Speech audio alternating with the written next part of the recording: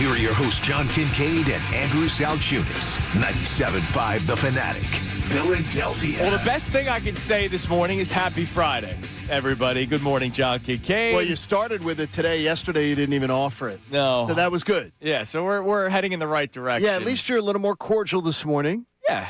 You're feeling a little more cordial. Yeah. It's okay. Flyers lose last night, 4-1. Canes take a 1-0 lead in the first period. Flyers tied Zegers after John Kincade buys the new Zegers jersey. There you the go. Lucky jersey. Zegers ties it, and then it unraveled. My first jersey of all time. All time?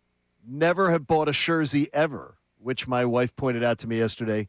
You've never had a jersey. I've never done the. Somebody's got money. I've never done the jersey. You always went jersey. That's impressive. No, dude. I don't tend to buy a lot of jerseys either, but I tend to ask for them if it's like a gift. Yeah, if I'm going to congrats get on your one. success, man. So I bought the jersey, and I hope Trevor got some help out of it.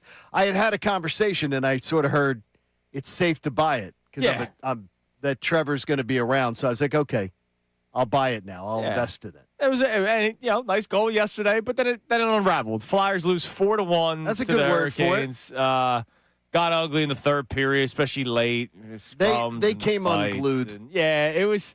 You used unraveled. Yeah, unglued, unraveled. Unglued. Any of the unwords would. They came unglued. They came unraveled. The referees weren't great, but if you think the referees cost them to lose that game, you're nuts. You are certifiably nuts. Because putting the Flyers on the power play doesn't mean jack. Yeah. Don't blame the officials. Don't blame anything but the Flyers for the loss. The Flyers lost the game. The Flyers were outclassed in the game. Yeah, third period looked like a young team that's feeling like their season's almost over. And they were underwater in that third period. Yeah, it's sad, right? Because we're so proud of the team, right? Very proud. Very proud of this Flyers team getting to the playoffs. Extremely proud. 3.8% chance after the Olympic break. A lot of things had to go their way, but they also had to handle their own business, and they won big game after big game after big game. And then they beat the Penguins, right? Which was awesome. They get to the playoffs, and our first takeaway was, wow, it's the first time in 6 years. First time in 8 years you'll see them on home ice. We said Flyers in 6, but we were going into the series just happy that they were there, right? I thought they were going to beat the Penguins. Yeah. I really did. And they did. And remember, before the Carolina series, I refused to say the Flyers were going to win the series. Yeah, this was going to be a tough series. I did not believe the Flyers were going to beat Carolina. Carolina's now 7-0 in the playoffs. They're an awesome team. They swept Ottawa, and they're on the verge of sweeping the Philadelphia Flyers. They're one win away. So it's one of these days where, was I happy with the way they played last night? No, I was miserable watching that game. But am I going to come in here piss and vinegar? No. I really can't. You know what I mean? If the Sixers lose tonight, you can be a little. I could be a little piss and vinegar. No, you can be. But because they're in totally different places of their franchises right now. You're excited for the future of the Philadelphia Flyers, and you knew that it was going to be a really tough matchup in this series against Carolina.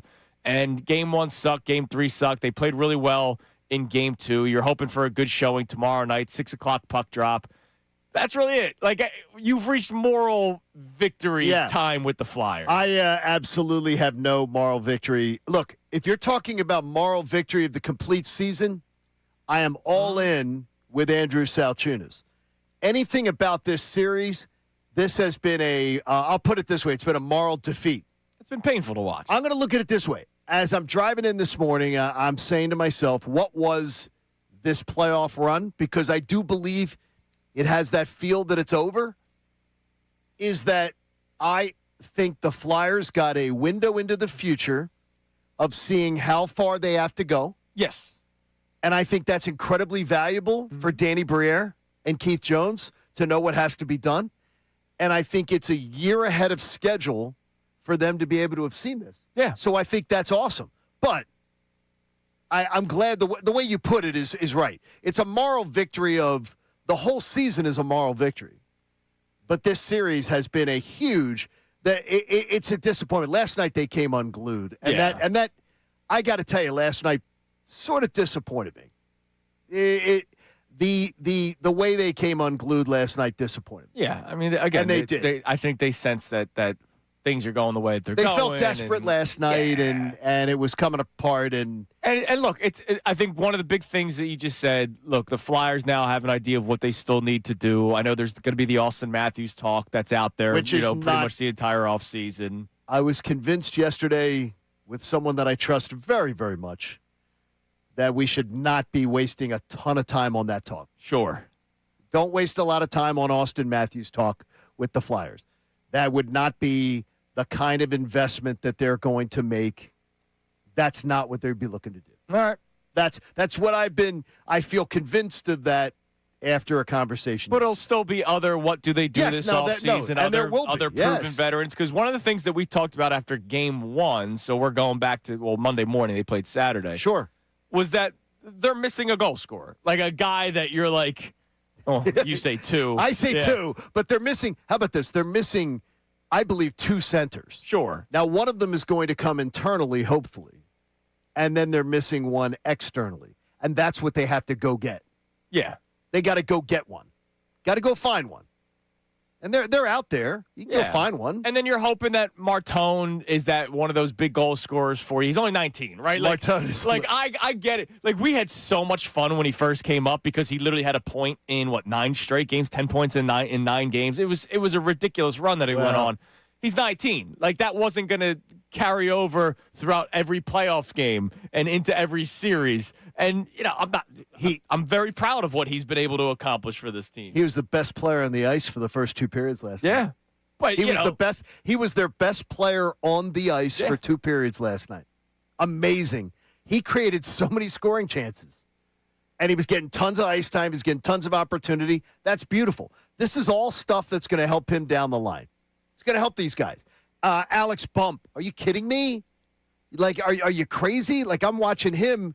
I didn't know what to make of him. He's been fine. I mean, I'm seeing him in big opportunities. Just create opportunities. Denver Barkey, who might be the toughest pound for pound guy as far as never shying away from contact, things like that. They found out stuff about their young players in this playoff run that is going to be very valuable for them as they look forward. And they also, I think, found stuff out about guys, too, that maybe when might be time to say, maybe we start to move on for some other guys. And that's the way it goes when you're doing one of these, like, rebuilds. But I was assured yesterday that shortcuts aren't going to be the play of the day, despite this offseason, being a celebration of what they did. It's not going to be a shortcut offseason. So the Austin Matthews thing was intriguing me going, would they ever do it? I don't believe that's going to happen. Sure. Mopa on our YouTube chat, not unglued, not unraveled, just not good enough. He says, don't make excuses. We're not making excuses. No, they came unglued. They absolutely, Mopar, with all due respect, they came completely unglued. Now, they played out. They were running around, which is a hockey team that doesn't know where they belong on the ice, that starts to panic, so they don't know positionally. Their positional game broke down last night. That is a team that came unglued. They were panicking. He's not wrong saying not good enough. Like the Canes, are the better team. The Canes are the better team, and we knew that going in. It unraveled in that third period. It did. They completely unraveled. And more importantly, the undisciplined penalties. And yes, the officials sucked. They were terrible, but they were also terrible Carolina's way too. Yeah, they were bad. And power plays don't help the Flyers. So there's nothing that was. No, that's a disappointing thing. How long has that been going on for, by the way? That's not just a Tocchet thing. Well, it's a thing that John Tortorella never fixed. Yeah. And Rick Tocchet, in his first year, he's accomplished a lot. He's got to this thing has to get so much better. Man. Come on. So bad. It's so bad. The 5-on-3 last night was so bad. I'm screaming at the TV, and my wife is like, "They can't hear you. They can't hear you." She's like, John, they can't hear you.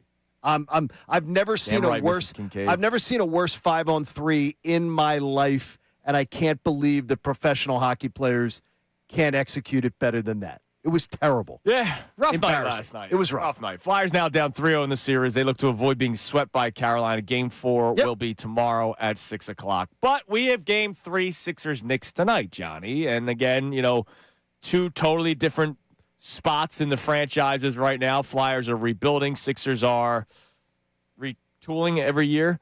Again? Yeah, they're retooling every single year. Right. So I'm really excited in like a evil, twisted way to have this conversation. It's kind of diabolical to be excited for this. It hit me yesterday, driving around a little bit. Oh, you mean driving around on the golf course? All over the place. Because you were golf course. You were left and right on the golf course, from what I heard. That's nothing new for me. Okay. I'm used to it. I get my miles. So get your steps in. The Sixers game 3 is tonight against New York. And game 2 was a much better showing for the Sixers, right? Like, it felt good, but still, I was very disappointed in Tyrese Maxey in the second half, and not a lot of people want to hear that. But the Sixers looked better in game 2 than they did in game 1. There's no question about that. Not even a question. Now, you can be the judge as to why they looked better in game 2 than they looked in game 1. Was it because they were a little bit more rested because they basically pulled the starters early on in the third quarter in game 1 because they were getting beat up? Did they just have a better showing in game 2? Or, for a lot of people out there, was it because just simply Joel Embiid did not play for the Sixers, and there are people that believe that Joel Embiid's game changes the way the Sixers play, which it does. Like, it does change the way they play. Some people say it's for the better. And there are Knicks players, if you go and read the Knicks from postgame and even yesterday, that the Knicks believe that the Sixers are harder to defend without Embiid. Sure, Jaylen Brown was saying the same thing. They're harder to defend without Joel Embiid on the court. And all of them are clear to say, it's no disrespect to Joel Embiid it's just a different and his style of talents. basketball. It's that Joel Embiid dominates their game plan. Yep. Well, Jaylen Brown said the same thing, and they had a 3-1 series lead, and they lost. Peyton Pritchard basically said the same thing. They had a 3-1 series lead, and they lost. So here's our question for you today. Obviously, Flyers reaction, all show 610-632-0975. Are you a moral season victory guy? Are you upset? Like, I wonder if there's people like legitimately upset today, like angry at the Flyers, right? That they played the way they played. You can let us know on the Davis Honda text line. Feel the Davis difference by checking them out in Burlington. But here's our Sixers question, because we won't know until probably closer to game time. Do you want Joel Embiid to play tonight? Do you want Joel Embiid to play tonight? Now, that had to hurt you.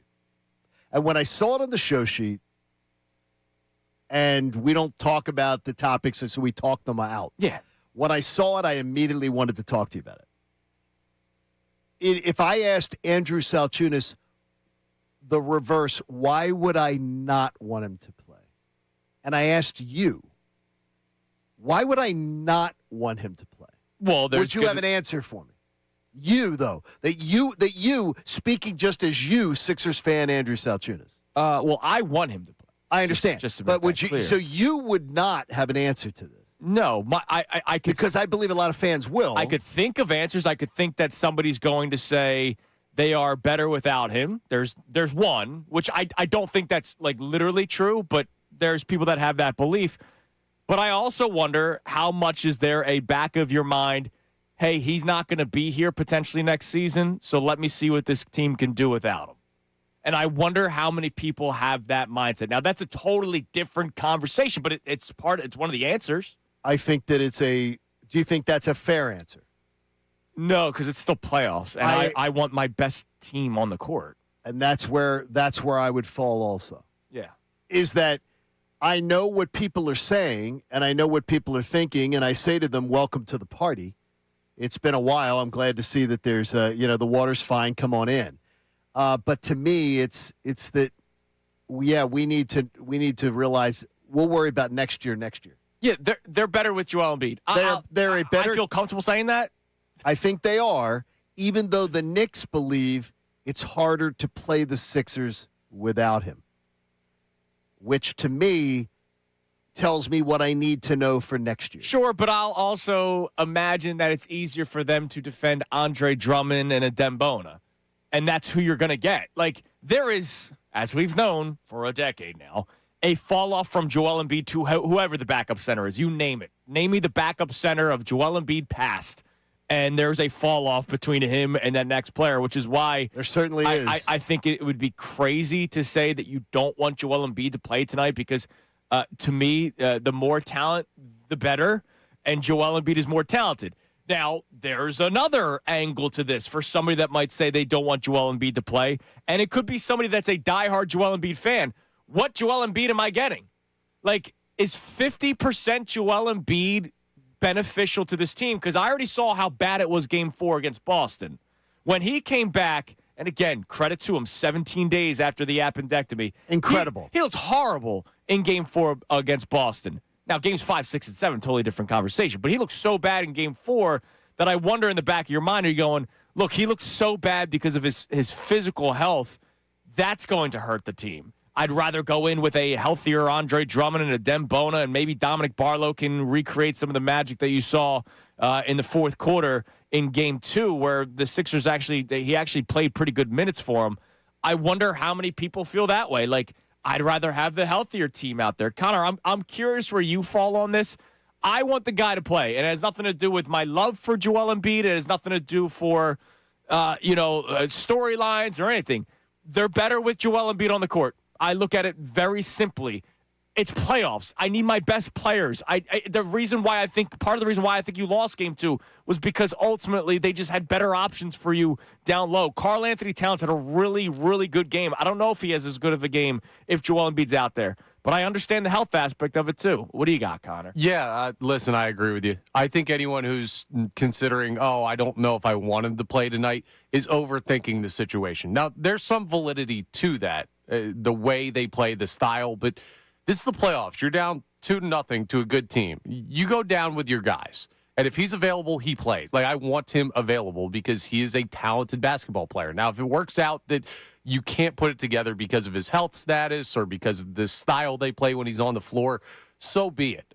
But if I have the chance to have Joel Embiid play for my basketball team in a playoff game, you take that chance 100 times out of 100. Yeah, I mean, that's how I look at it. Now, Kieran on our YouTube chat, shout out to our YouTube chat early on this morning, buzzing, says nobody has that mindset, Sciunas. I'm guessing he means that nobody has the mindset of not wanting to play Embiid. I think that's absolutely crazy, as I can find it on my timeline. Yeah, Kieran, I don't know what your timeline is. Or people that in you the Queen's surround country, yourself with. Like I don't know, but like over here, trust me, there's a lot of people. Just on the golf course yesterday, I played with 3 other people, and they said, "Man, they look better without Embiid." All right, How about this? That was 5 minutes after I got off the air. They look better without Embiid. How about this? They're not a better team. They are not a better talented team without Embiid. They're more fun to watch without him. Sure, I get. It's a more fun style to watch. It's sort of like watching Cleveland play last night. And I thought about you when Cleveland acquired James Harden. Andrew turned to me that morning and goes, "I hope the Sixers match up with Cleveland because I think it's going to screw up what Cleveland does." Yeah. And I watched a little of that last night, and I said, "You're absolutely right." It has nothing to do with the Harden Game 7 stuff. It's I'm watching the way Cleveland. Harden plays, it slows them down. He slows down their game. Watching the Sixers play without Embiid is more – they play a more entertaining style.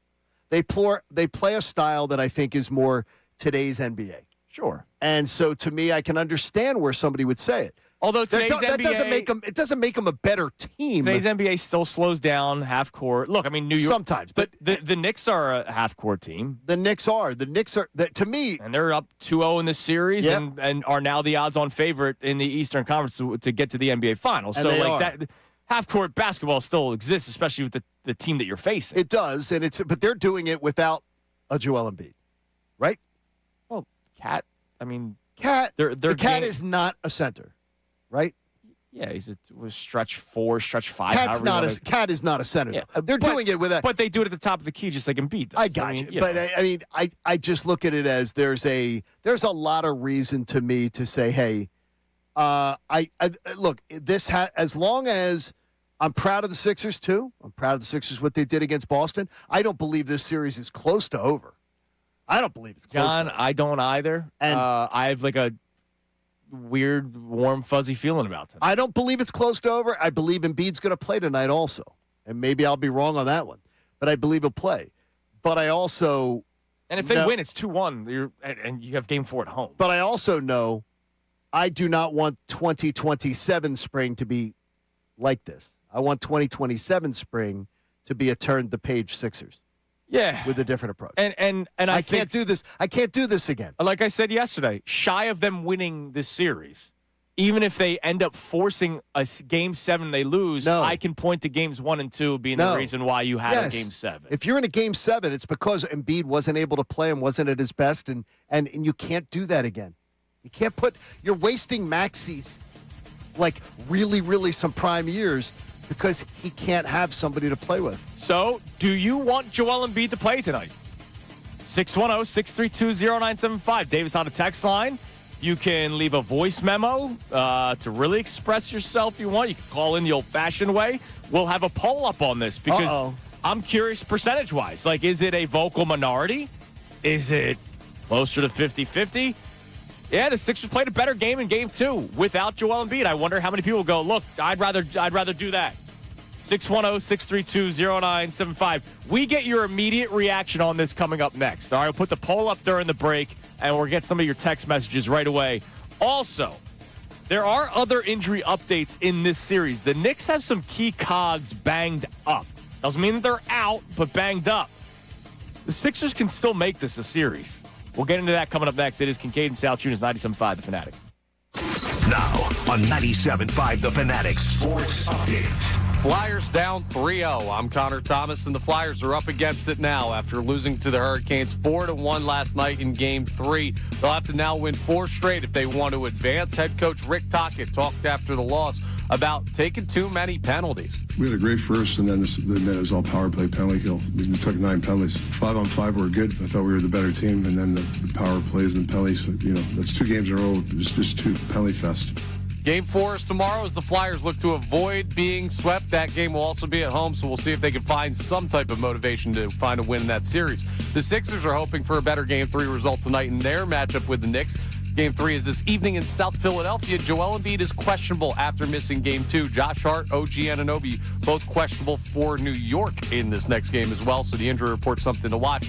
Tip-off is at 7 p.m. You can hear it live tonight here on The Fanatic. Phillies got crushed yesterday, 12-1, the final in the series finale against the A's. Andrew Painter gave up 8 earned in 3 2/3 innings of work. They'll start a home series with the Rockies tonight at 6:40. Amy Fadul joins us for the 8 o'clock hour till the end of the show. James Edwards, who covers the Knicks for The Athletic, joins us at 9:30. This update is brought to you by Michelob Ultra. Flyers playoff hockey is here. Catch the Fanatic Flyers Block Party live broadcast presented by Michelob Ultra tomorrow, leading up to the Flyers home playoff game. Win autographed jerseys, must have game ticket, 21 plus. Please enjoy responsibly. I'm Connor Thomas for 97.5 The Fanatic.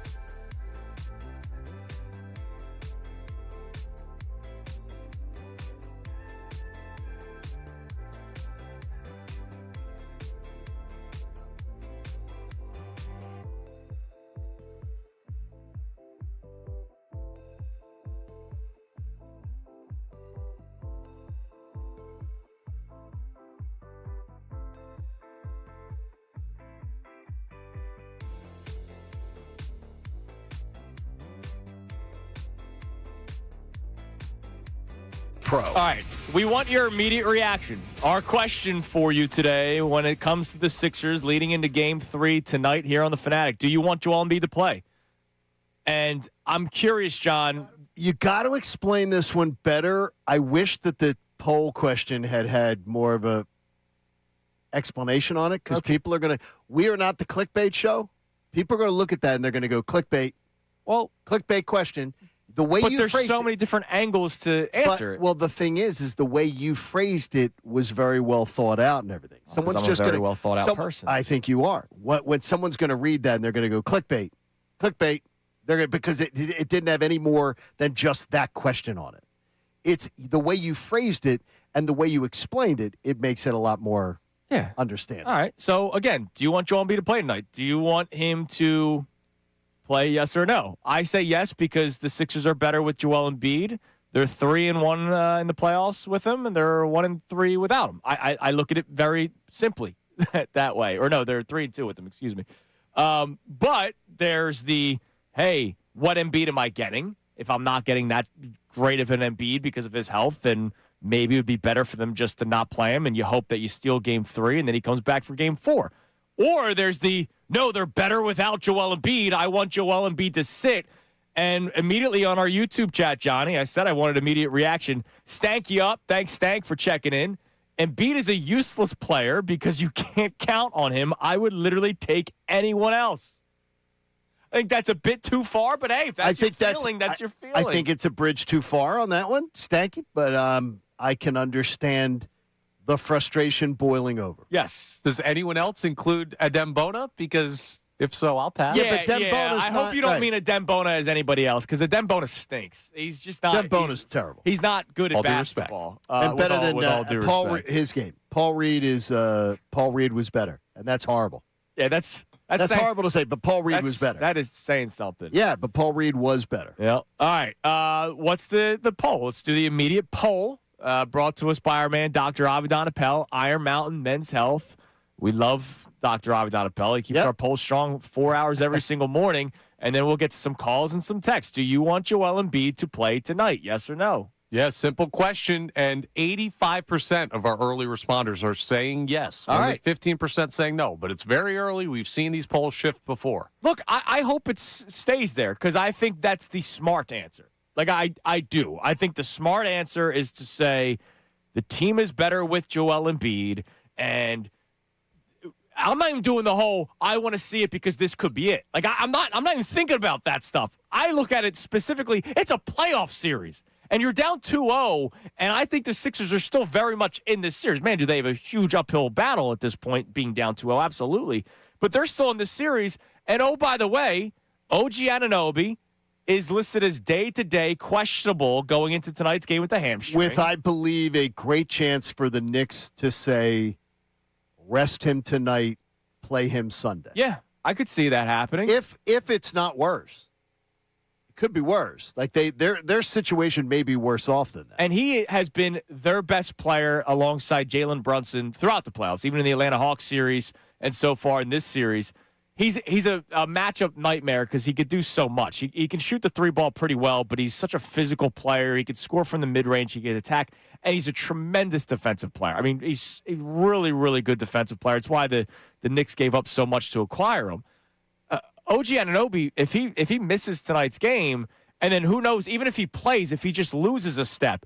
Josh Hart has the thumb injury on his left hand. What if he's just not his same aggressive self-grabbing rebounds? If that's the case, the Sixers could very much win tonight.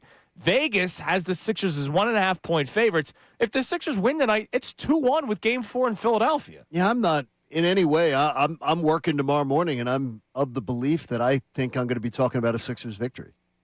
Really do. I think it's going to be a Sixers win that we're talking about. So let's get to it tonight. Yeah. And I don't think it's because of injuries to the Knicks. I think the Sixers are going to find a way to win tonight, and then we'll be talking about a different series. Damn right. Let's go to Tim and Ambler. Tim wants to chime in on this. What's up, Tim? Of course, I think Embiid should play. Well, first off, good morning to you guys. Good morning, What's Tim. up, buddy? Not much. Yeah, I think Embiid should play, and I understand what you guys are saying. Like, the Sixers look more fun because of the tempo, but we don't have the size to match up with the Knicks. Right. Like the tempo showed us, like we're still a little bit short. So I'd rather have a 100% Joel Embiid 60% of the time than a 60% Joel Embiid 100% of the time. And if we have him at 85%, he's better than almost every other center in the league besides Joker, maybe Cat, depending on the day. What did you just say when you just said that? If we, you said if we have him at, but we don't have him. Any year in the postseason, we don't have him. He's That's never. True, but he's it also never. depends on the matchup too. But he's never here. He's never available at full strength. He's never his But best. I think he's talking about this game in this series. No, I don't know what get Tim's you. thinking moving forward. I get you, but it's all part of this equation is in people's thinking when they're answering that question. Is that I is it understand. better? Yeah, I think it is better because let's say if we match up against like the Pistons or the Cavs, we'd feel better about Joel not playing because it's a better matchup for the team. Okay, that's interesting.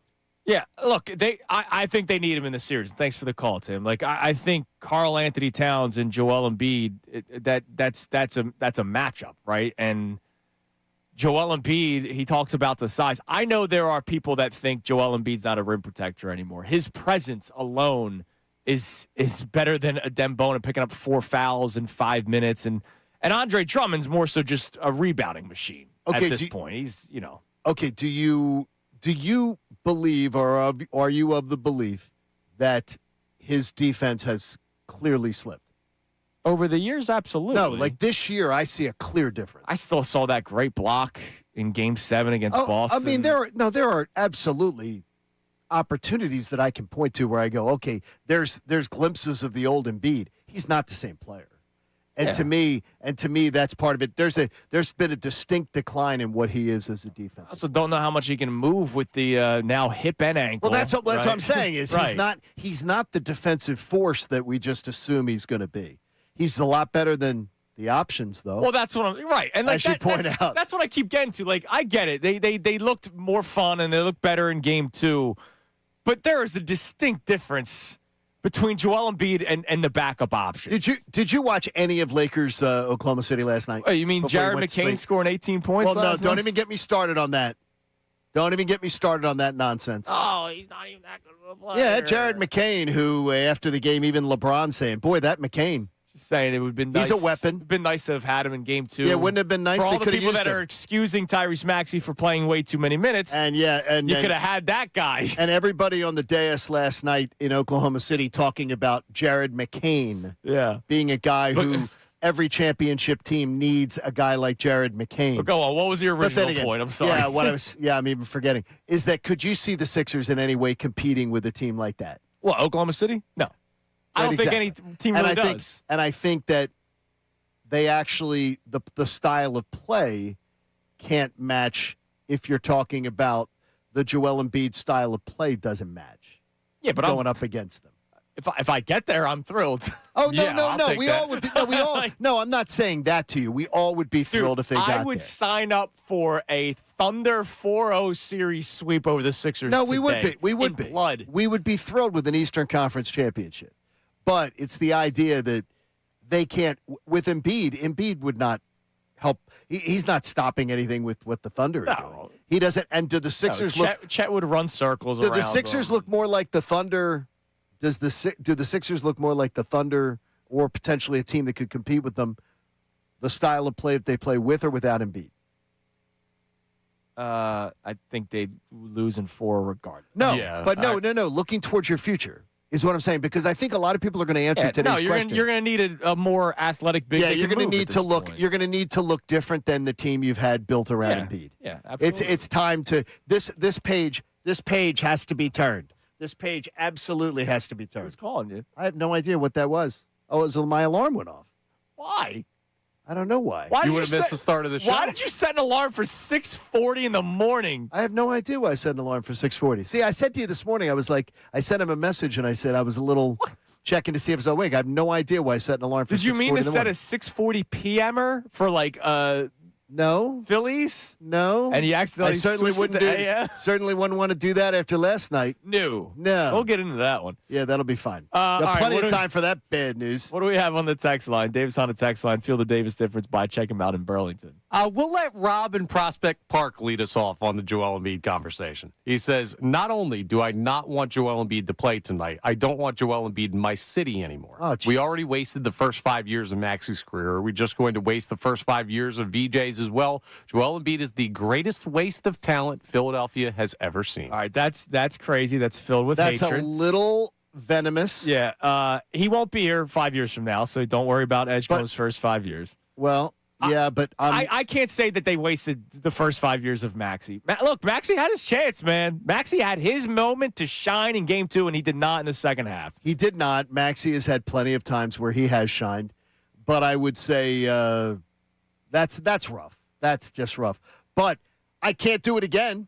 No, I hear you. Prospect Park, speaking for Lower Delco, I absolutely can't do it again. So I am completely with you if next October they're trying to sell you on, we're one more time, one more run at it.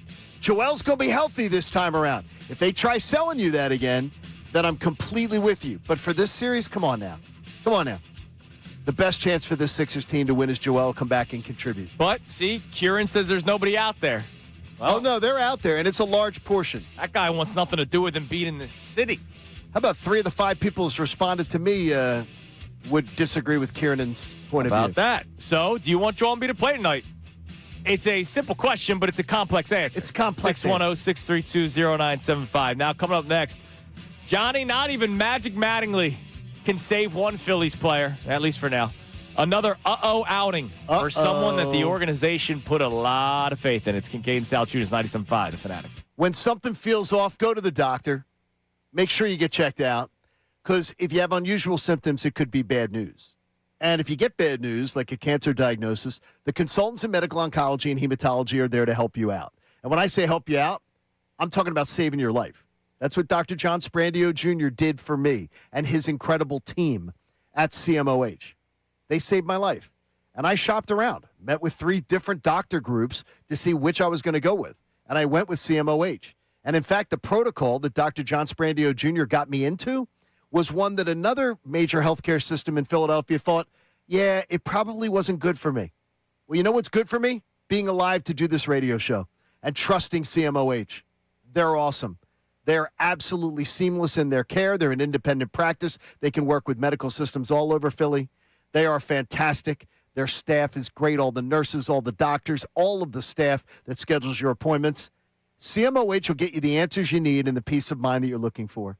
Visit CMOH.org because, as I tell you all the time, if you need peace of mind and you need a plan, they're going to hold your hand. They're going to walk you through it. And look, I'm here because of them.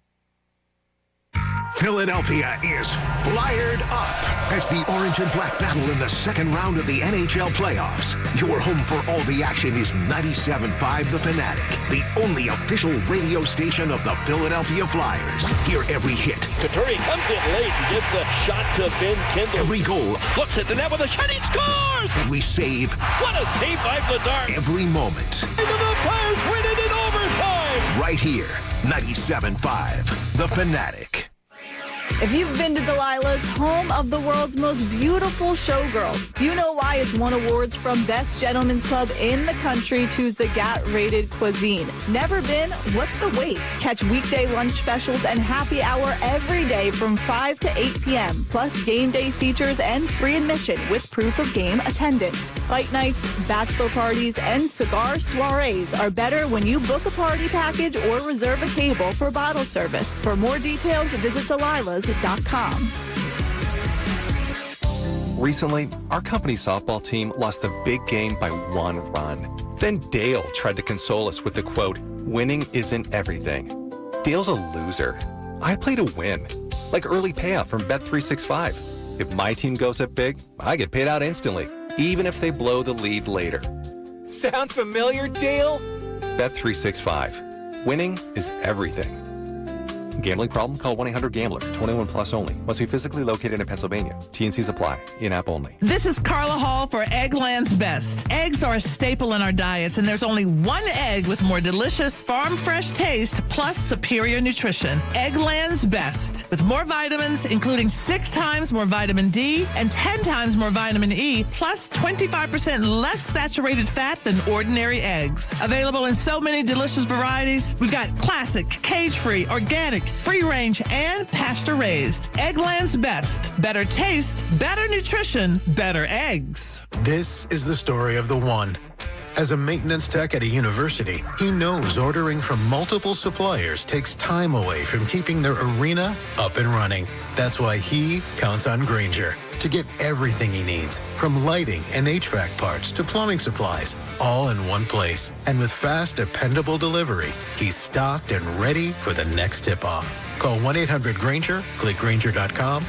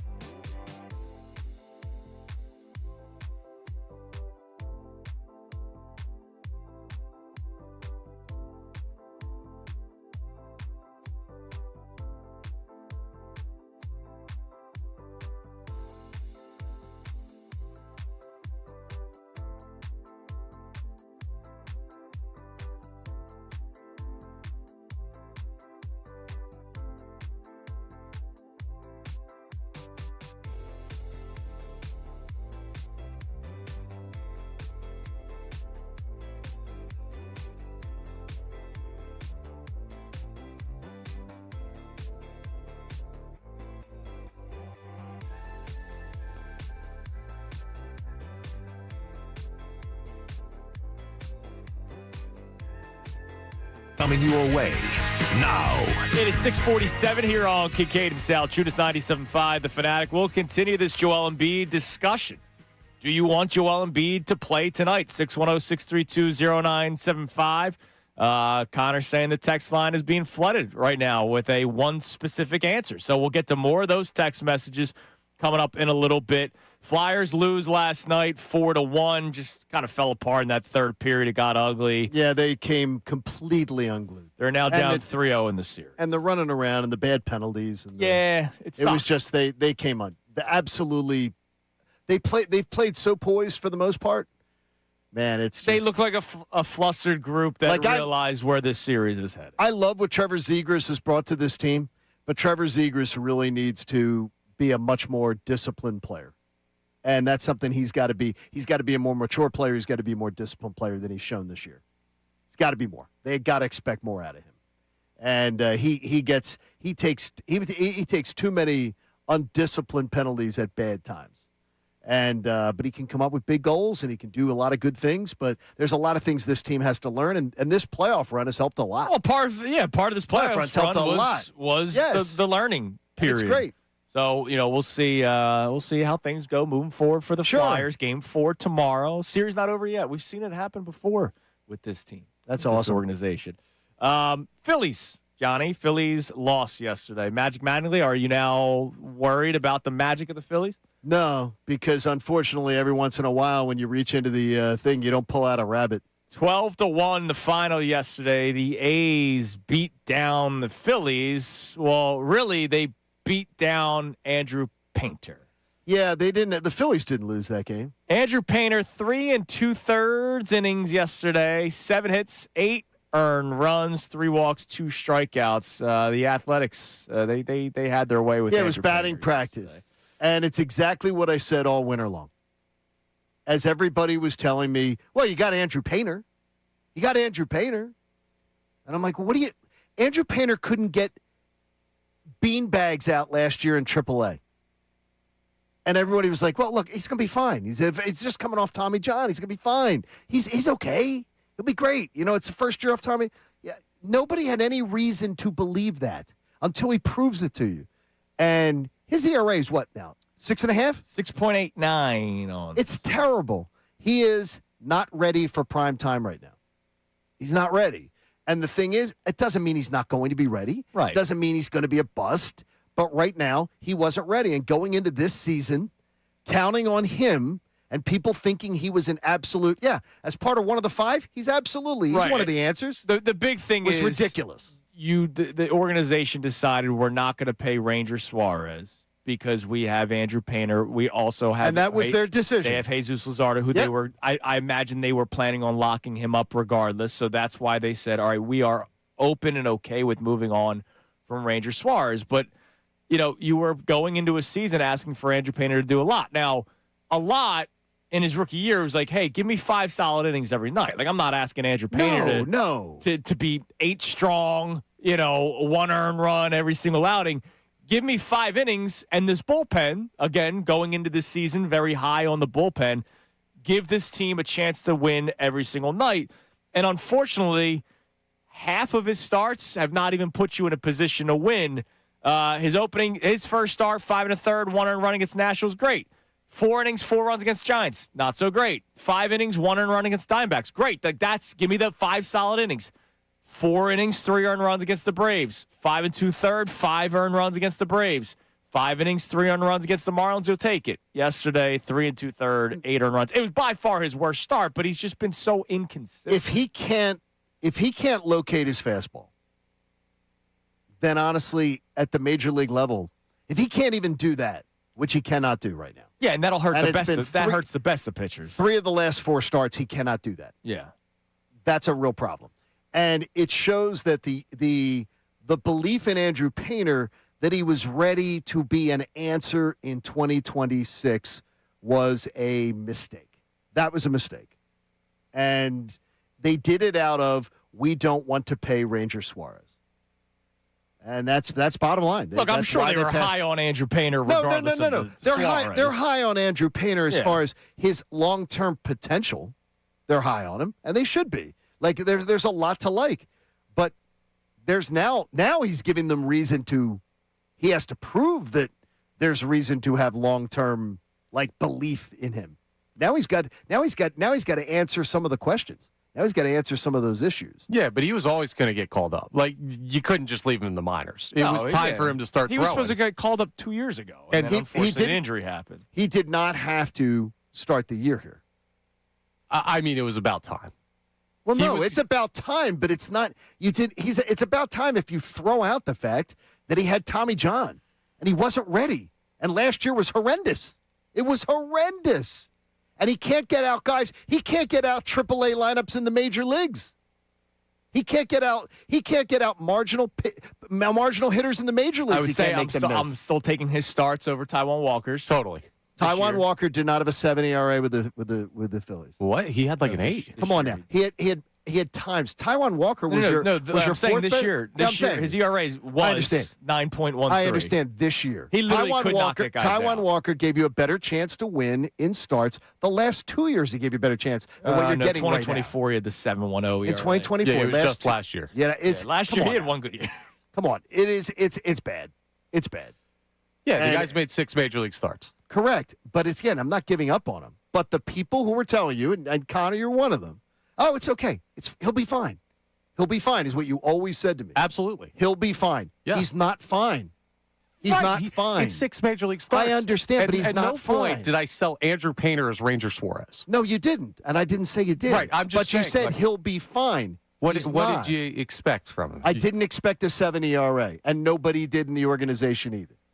Right, but it's 6 starts. There's going to be growing pains. Jesus Luzardo had a 7 ERA a week and a half ago. And Jesus Luzardo has shown me that over and over, which is one of the reasons I wouldn't have paid. I would have paid Ranger Suarez ahead of paying of Jesus Luzardo, and I was on the record with that. I would have done that because I've got one guy with a better. You could have had during your pillow talk with Don.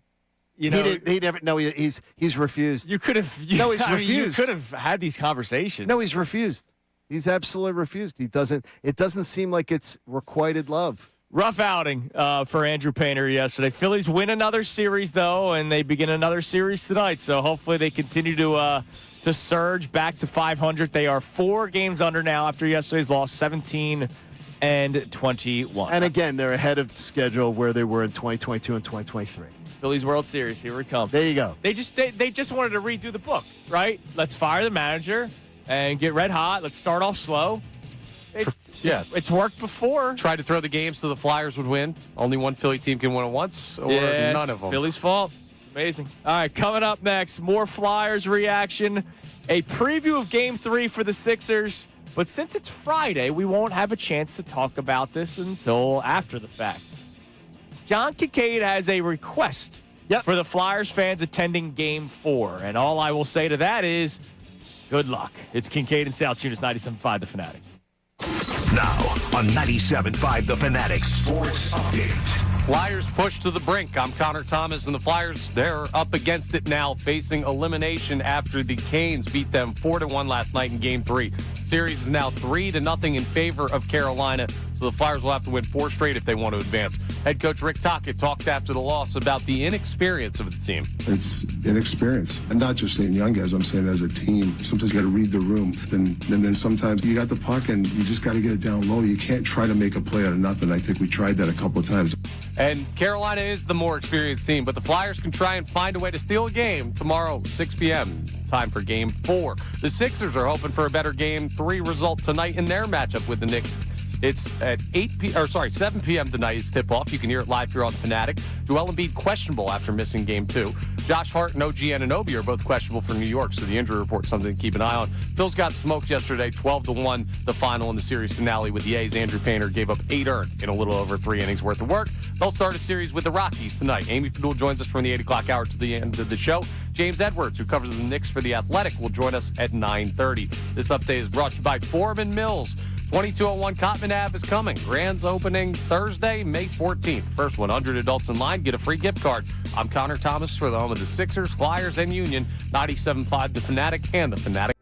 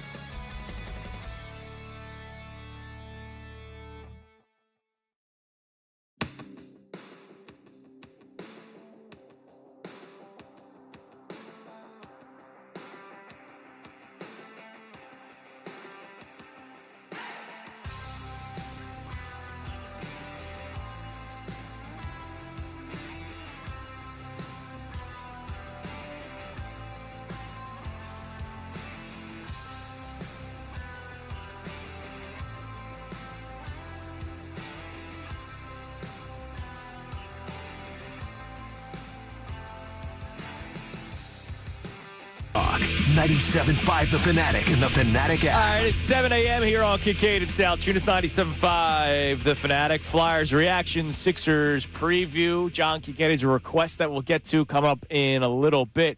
But another topic that we need to open up, and maybe we have a secondary poll of the day for this.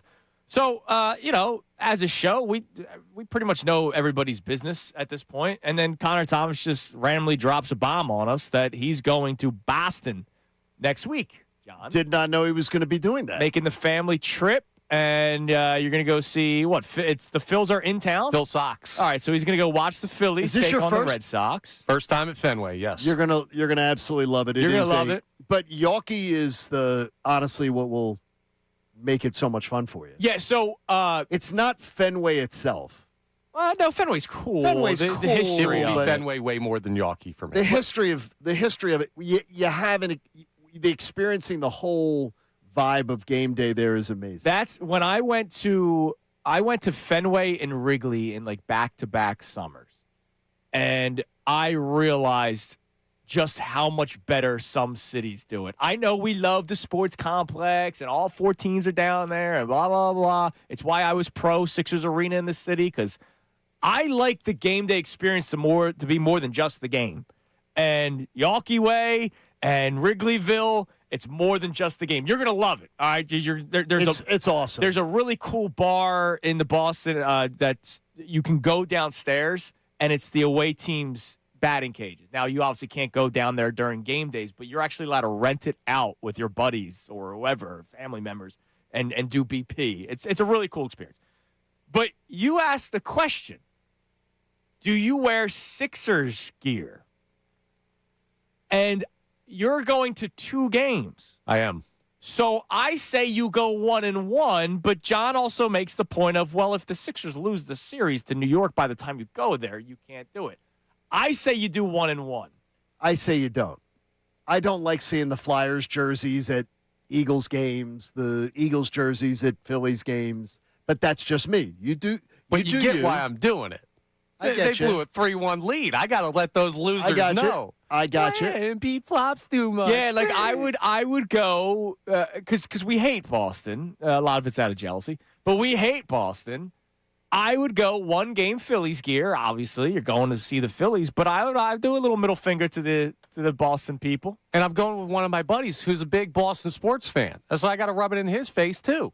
He was talking trash about the Celtics all series. Like, I think I got to rub it in to be in town. Let him know, hey, whatever's happening now, we still cooked your ass. Yeah, damn right. Now, Jay. Now, what is tell me when it is, when you're going, what nights? Wednesday and Thursday. Okay, so that would be after game 5 of the series would have been played. If the Sixers are eliminated, don't do it.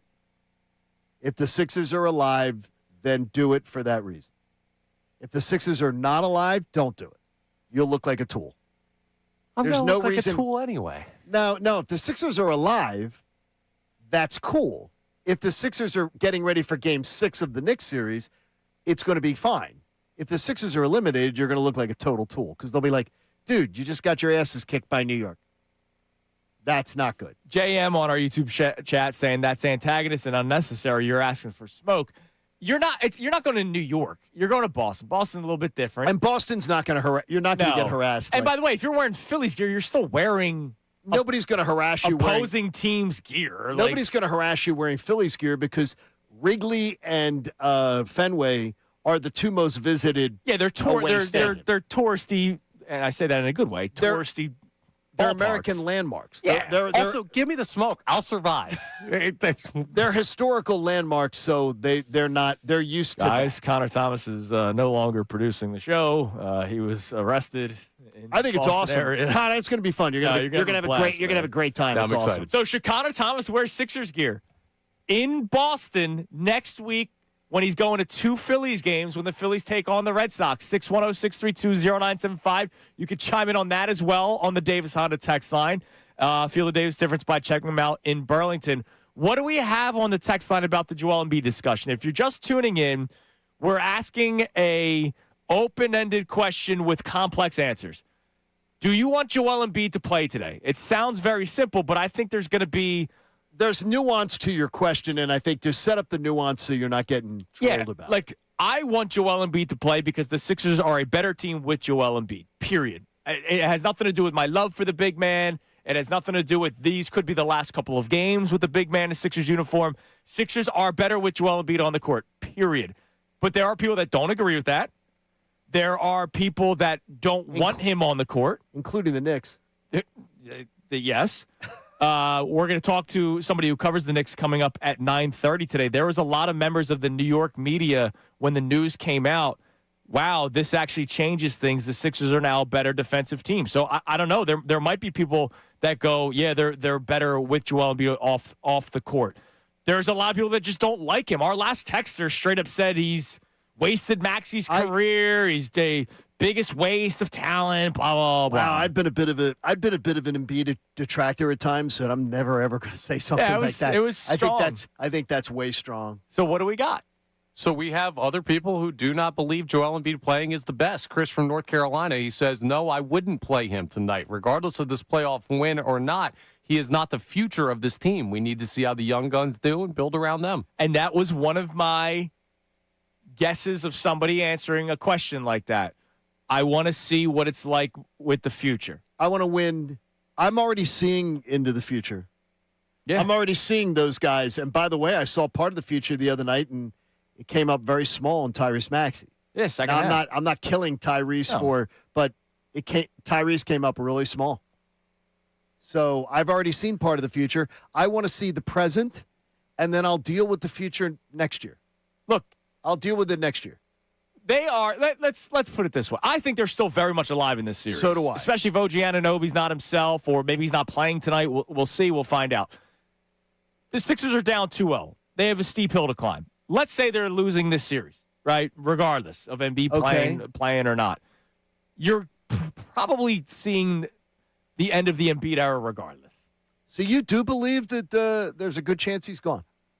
If a team's willing, I just don't know how. If let's say they move on from Daryl Morey, right, and there's a new executive. Okay. I imagine the new executive's going to want to try to build things their way. And who's thinking that Joel Embiid's the guy to build around at this stage? The Joel Embiid cult. No, at this stage. I don't even think the cult at this stage thinks that. So, do you believe, because I consider you one of the cult members. Yes. Do you believe you, Ray Dunn, Sean Brace, the cult members are going to say, yes, move on? I think there's more and more people doing that. Yeah, Okay. Sean and I talked about this off the air the other day. We're very similar. It's like it hurts. I know it does. We're kind of at that point. Okay, so that's good. I'm glad to see it. Personal growth is great. I haven't seen many people that are like, don't do it. The people who are saying don't do it right now or who are anti-moving on are just saying logically, we don't know if you can. I think, if we ran a poll, if you had a magic wand and you could just wipe the remainder of the Joel Embiid contract off the books, would you do it? I think that'd be 90-10 yes. I would think so, I think too. it would be and you believe it would be 90-10 within the cult? No. I don't either. No, I would never. No. See, I think it'd be 50-50. I think it'd be 50-50 within the cult. Sure, but that's growth, John. And I think if I put you, Sean, and Ray in a room, and the day it's going to happen, the day the move is going to potentially happen, yay or nay, I'll cry. I think all of you will be a mess. I'll cry. I think all of you are going to be a mess. And look, you're going to be a mess because of what might have been. But hey, that day is not today, and that's why logically, anyone who's saying don't play him tonight, I don't. I want to live in. Look, is one of the things, and it was, and I've told you many times. Is my mom constantly would get on my about put your feet firmly in today. Yeah, John, are your feet in today? Put your feet in today.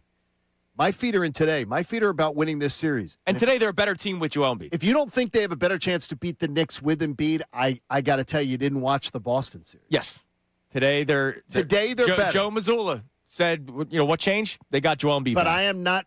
I am not signing up for another year of this. So this is the final ride. Make it count. It's going to be great when they win the championship. What do we got, Connor? 610-632-0975. So we do have plenty of people who want Joel Embiid to play tonight. And this texter checks in and says, yes, I want Joel Embiid to play in this game. This series could change or confirm how I, and probably the city, views him forever. That's a great thing because this is the final. I do believe this is the final ride. It feels it. And it should be. So, yeah, it changes. This is a change narratives type series because the last two playoff series, to me, are the best two playoff series I've seen Embiid play. If he goes out and plays a great series against the Knicks, then the last three series that I'm going to remember, and recency will always come into play, and I'll be like, you know what? Embiid became that playoff player that I always wished he could be. Yeah, that's fair enough. All right, before we get more reaction to this at 610-632-0975, and we'll update you on the poll, which is that question, do you want to see Joel Embiid play tonight for the Sixers, yes or no? John Kincade has a request. For those of you who will be attending Flyers Game 4 tomorrow at 6 o'clock, it's a very specific request, and I will say before you even say good luck. What do we got? And you do believe this is a good luck. Connor, you did not hear this, so I did not present it to you, but I want you to give me your thoughts because Andrews were, I don't think, dismissive, but I think we're exactly what you said. Good luck. Good luck. Tomorrow night, for those in attendance at the Flyers, I think we have seen this city give a standing ovation to a $300 million player who was woefully underachieving in the field and at the plate in order to just give him a, hey, we love you, feel good, we love you, we need you, we love you. If there was ever a Philadelphia team in recent memory that deserved a pat on the back, thank you, this was unexpected, this was good, it's this team. And to me, tomorrow night, before the final whistle. So if they were somehow losing, or even if they're winning, I say the last minute or so is an ovation. Everybody in attendance, it is an ovation. It is a loud ovation. It is we like what we're seeing for the future. Thank you for this spring. Appreciate it. If you're winning, it's even better. It's bring us back for one more game.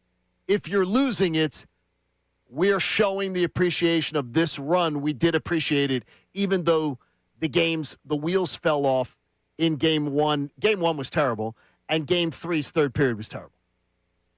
I like the idea. I'm not against it. Do you agree with Andrew's assessment of good luck? Yeah, I'm more on that side of it, yeah. Here's why. People paid their hard-earned money. I right? get you. And they're going to be going to a game. And look, I think So that team, okay, when I hear this, that team deserves to be booed? No. I just don't think people are going to. I don't think you're getting standing ovation. I think you get it if, let's say, they get swept and they're in the handshakes line, and then they're doing the stick thing like they do even when they're 50 games under 500. They're going to get the standing ovation from the Flyers fans showing the appreciation. But I don't think how many will be in the building when they do that? I think a lot of people would stay. You do. If you think you're getting a standing ovation, that would be the emotion that would cause people to stay to commend this team. Well, that's what I'm saying is how many do you think will be doing that? Let's put it this way. A quarter of the fan base is still there. Let's say the game's 4. Well, I see that's bad. No. Saturday night. You got nothing to do Sunday morning. And it's a 6 p.m. game, so we're talking it's probably 8:40. Bars are open till 2. They'll hang out until that game's over. It's probably 8:40, 8:45 right. Tomorrow night. Hold on. I think there's context to all of this. If it's a 2-1 game, no. Let's you're say thinking they could tie I gave you a scenario. It's 4-1 Carolina. Yeah, no, they're out. I think a lot of people are exiting the building. Quietly, just exiting the building? I don't think it's booing. And not sticking around. And I think they're in their cars with their family members saying, man, I'm really excited for next year. But I don't think you're getting 19,000 people staying till the final buzzer to give a standing ovation or to give a standing ovation during the actual action. See, I think the end of a game, I think, is when it comes, last minute in that game. Connor, are you I don't think it'll be during the game. So you closer? Now, if they're winning, it's awesome because there is something about that in a playoff series to give that last minute on your feet. It's just wonderful. loud. It's roaring. Hey, bring it back for a game 6, Flyers. Bring it back. And that could very well happen. They might be able to do that. It didn't seem it last night. It seemed like the Avalanche is coming down the hill, and they're getting buried in it. I don't know if they emotionally bounce back. And by the way, Rick Tocchet, you're a beautiful human being. I love it. If you're going to get around and you're going to muck around and you're going to act like Billy Big Balls, fight. And I love it. Yeah. By the way, Rick Tocchet showing you again. A manager or a coach can call out his own team. Oh, it's a different sport, John. Oh, yeah, I hear that. Yeah, a manager or a coach can call out his own team after a game. And if you're going to play like you're tough, and you're going to act like you're tough, when you have a chance to get in there and someone wants to fight, then freaking fight. Don't just play the Billy Big Balls and then back off. Then fight. And I love that Rick Tocchet called out his own team. Love it. Because it shows a manager or a coach can hold his team publicly accountable for their actions. And I love it. And that should be done because the fans watched the game. The fans watched it. Don might get jealous. No, well, Rick would have no interest. Don might get jealous, dude. He could. No, I'm getting unrequited love. So, I mean, I'm about to turn on that. The way you're speaking of Rick right now. Well, Don, Rick's fantastic. Look, Don loses one game, and all of a sudden he's turned his attention to Rick Tocchet. No, I do like though when now I got two guys that aren't going to chapstick up towards their team, and then I got one other, and I don't believe. Rank your man crush coaches in Philadelphia right now. Mattingly not way of coaching, not. Oh well, no, but that has to come into it. No. Yeah, because that adds into it. Mattingly and Tocchet, it's Tockett's below Mattingly. Okay, but it's a. Is it Nick or which Nick? Sirianni or Nurse? Who comes first? Come on now. No, this is man. No. I think I get a more genuine article with Nick Nurse. Get a more genuine article with Nick Nurse. All right. So that as far as genuine, yeah. And I want most successful coach in the city. No, what does Sirianni have no, to do? if we're doing most successful, then you got it. Yes. But I'm talking about most genuine article. Yeah. I think Nick Nurse is a pretty genuine article. Oh man. All right. By the way, I know we got today's headlines. Are you updating the people on the Rossini Vrabel thing? We can if you'd like. Well, I know you talked about it yesterday. Now there's the video of them walking onto the boat. Let's do the update now. Have you heard about the potential burner? I have not. I do believe, by the way, that now as the internet sleuths are getting on it, I do believe that's his burner. There is a Twitter account, or should I say was a Twitter account, Mike Masters, that has been attacking people, defending Vrabel over and over and over and over and over again. And people start doing the whole, man, this has to be Vrabel's burner, right? Like, why is this guy doing all this?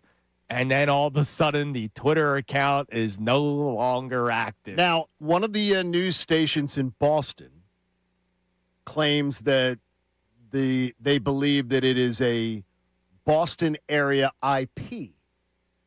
Also, so it could just be a super fan. That's what I'm saying. Is you can't say it, but it does back up the fact that it very well could be. There's theories, dude. They've reached a point where every conspiracy theory is fair. Yep. Like, they've done this to themselves. Every single Rossini Vrabel conspiracy theory that is out there, I mean, within reason, but, like, yesterday we were talking about it. I'm now under, like, a complete feeling that that's his kid. Like, and that's sad. That's horrible. But they've brought every conspiracy theory upon themselves. Right. We were talking about it yesterday off the air. That boat ride might have been their baby moon for all I know. Right? Like, I don't know. No, well, that's it. No, you'll have one. It's a. Hold your breath. It is a. The whole story though is you used the word earlier. The whole story is diabolical. Oh yeah.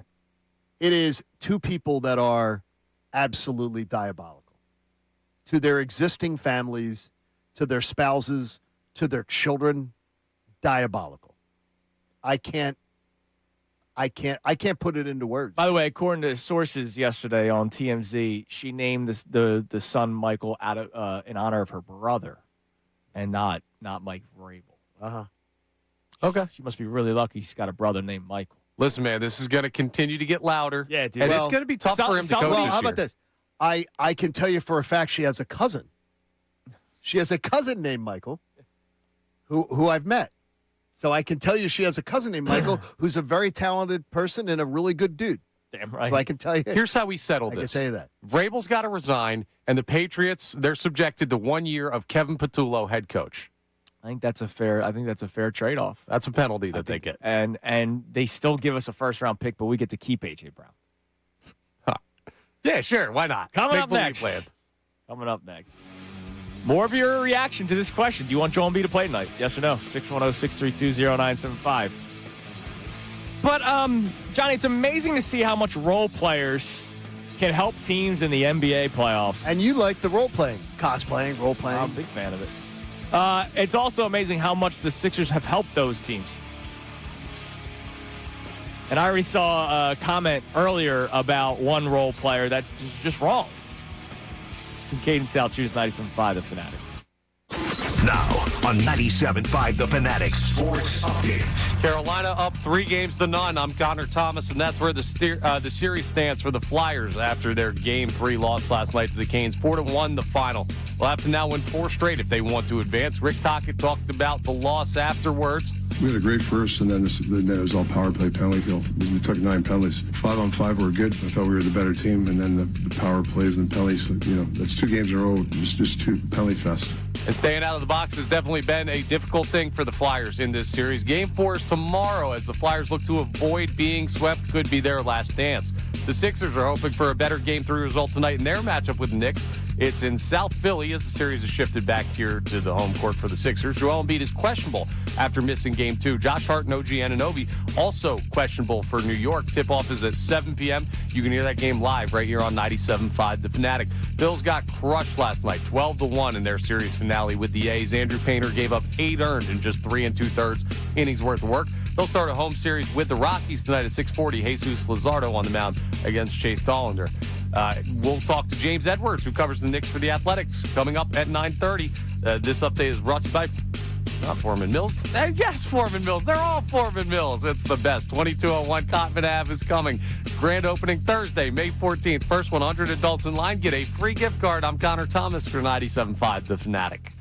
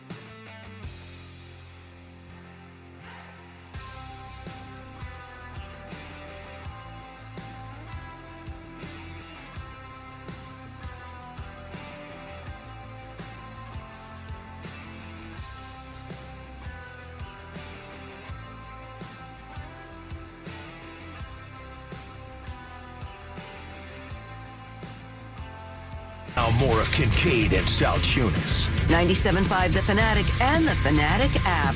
7 a.m. hours brought to you by the BetParks online casino and sportsbook app. Live bet sports on the BetParks app. Play all your favorite casino games. There's always another way to win on the BetParks online casino and sportsbook. Got to be 21 in Pennsylvania, Jersey, or Maryland. Gambling problem? Call 1-800-GAMBLER. It is 7:30 here on Kincade and Salciunas, 97.5 The Fanatic, reacting to the Flyers Game 3 loss last night, previewing Sixers-Knicks Game 3 tonight. Sixers down 2-0 in the series. We'll find out at some point today if Joel Embiid will be playing. Our question for you is whether or not you want him to play. 610-632-0975. Going to get into a conversation about role players in the NBA playoffs here momentarily. Which is big. It is May. It's the beginning of May, which means it's graduation season for a lot of the colleges all across the United States of America. It is. And our alma mater, Temple University, Klein College, graduates this morning. And I have 13 seniors graduating. They're making more of you guys? Yeah, and 13 of them graduated, are going to be graduating this morning. And many of the guys and gals, it was an absolute pleasure to teach them. I know Andrew and Nick were doubles because I taught them in one class, taught them again. So congratulations to all my graduating the seniors this morning. And David Boardman, who was a big listener of the show, dean of the School of Communications and Theater at Klein College. He had to step away for a year to be the provost of the school, but he's coming back to his position. He's the keynote speaker this morning too. So how about that, Dean Boardman? Do not mess it up. Oh yeah, I'm giving him like the break a leg. You're not supposed to tell him like do well. You're supposed to give him like a derog. So do not mess it up. I'm sure he's going to be great. I think he's going to be great and inspirational. He'll be inspirational. But to my 13 seniors, I love you all, and it was my pleasure. Good luck to all of them, especially entering this industry. Yes. I tell them all the time. I tell them all the time. I do not sugarcoat it. Yeah. Good luck. Do not sugarcoat it. We believe in you. All right. NBA playoffs, they continue. I saw earlier on our YouTube chat saying that Jared McCain, don't overblow it. The 18 points yesterday were all in garbage time. Incorrect. The Oklahoma City Thunder, they were dealing with some foul trouble with Shai Gilgeous-Alexander. He had 4 early. And so in the second half of that game, where it started Lakers up 1, Jared McCain had to enter the game in the third quarter. And Jared McCain scored 8 of his 18 points in the third quarter. And, yeah, they blew them out in the third quarter. They outscored them by 14. I wonder if Jared McCain's 8 points had anything to do with that. Yeah, Jared McCain, who afterwards on Lakers radio, LeBron James said, yeah, that McCain, he's quite a weapon. Yeah. Yeah. It really is. He's quite a weapon. Isn't that nice? Like, that McCain, he's quite a weapon. It really is amazing. But you didn't need him. No. It's unbelievable. In the NBA, it's unbelievable. The NBA, we've seen so many different eras of the NBA, right? Like, remember, the Big Three era wasn't that long ago, and that doesn't really work anymore, where it's the Big Three, and then you just piecemeal everybody else. Not exactly. The Thunder are showing that you can play a playoff game with 9 to 10 guys in a rotation, whereas the Sixers now, out of necessity, because he traded away Jared McCain, are playing with like 7 guys in your rotation. And if Joel Embiid's playing, then it's even less than that pretty much.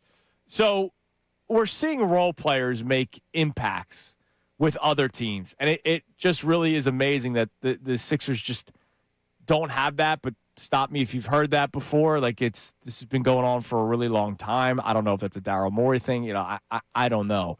But Jared McCain, again, guys, I know a lot of people like to poke fun at me anytime I bring this up, or you, John, anytime you bring it up. We're not saying that Jared McCain is some superstar. No, but he's certainly... Man, for all of you complaining about Tyrese Maxey playing 47 minutes, and that's why he played poorly in the second half because he was winded, wouldn't it be nice to have that guy for 8 minutes? I'm not saying 25 minutes. He played for Shai last night. And by the way, go listen to Shai talk about him after the game.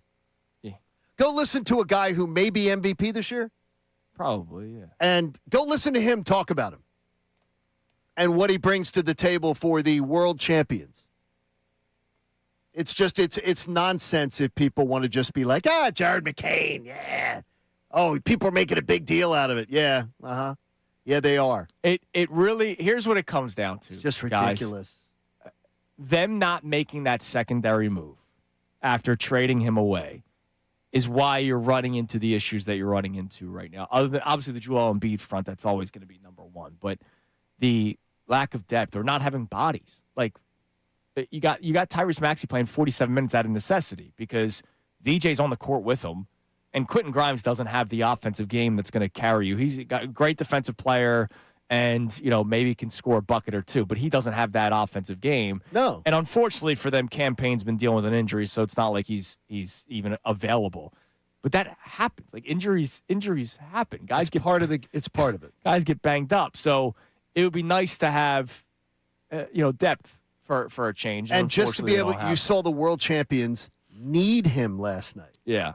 I'm going to give you another name. Now, I can't crush the Sixers too much for this one. Have you been following Julian Champagnie? I have not. All right. Julian Champagnie, you probably wouldn't recognize his name unless you're a Sixers honk. Played 2 games for the Philadelphia 76ers back in 2022-2023. And what 2 games it was? Let me see. Let me check the game logs of those 2 games for the Sixers. 1 minute and 23 seconds. Oh, did he? Okay. And then 5 minutes and 17 seconds. Okay, I don't feel bad for not even knowing his name and having to Google him. His total stat line for the Sixers, 0 of 2 from the field, 0 of 1 from 3. He did have 1 big assist. 1 big steal in that second game where he played 5 minutes and 17 I had to Google seconds. him. So I don't feel bad now. He was an inactive DNP. Doc Rivers just did not let him play, blah, blah, blah. And then eventually the Sixers waived him because they needed to create a roster spot. Do you know who that roster spot was? No.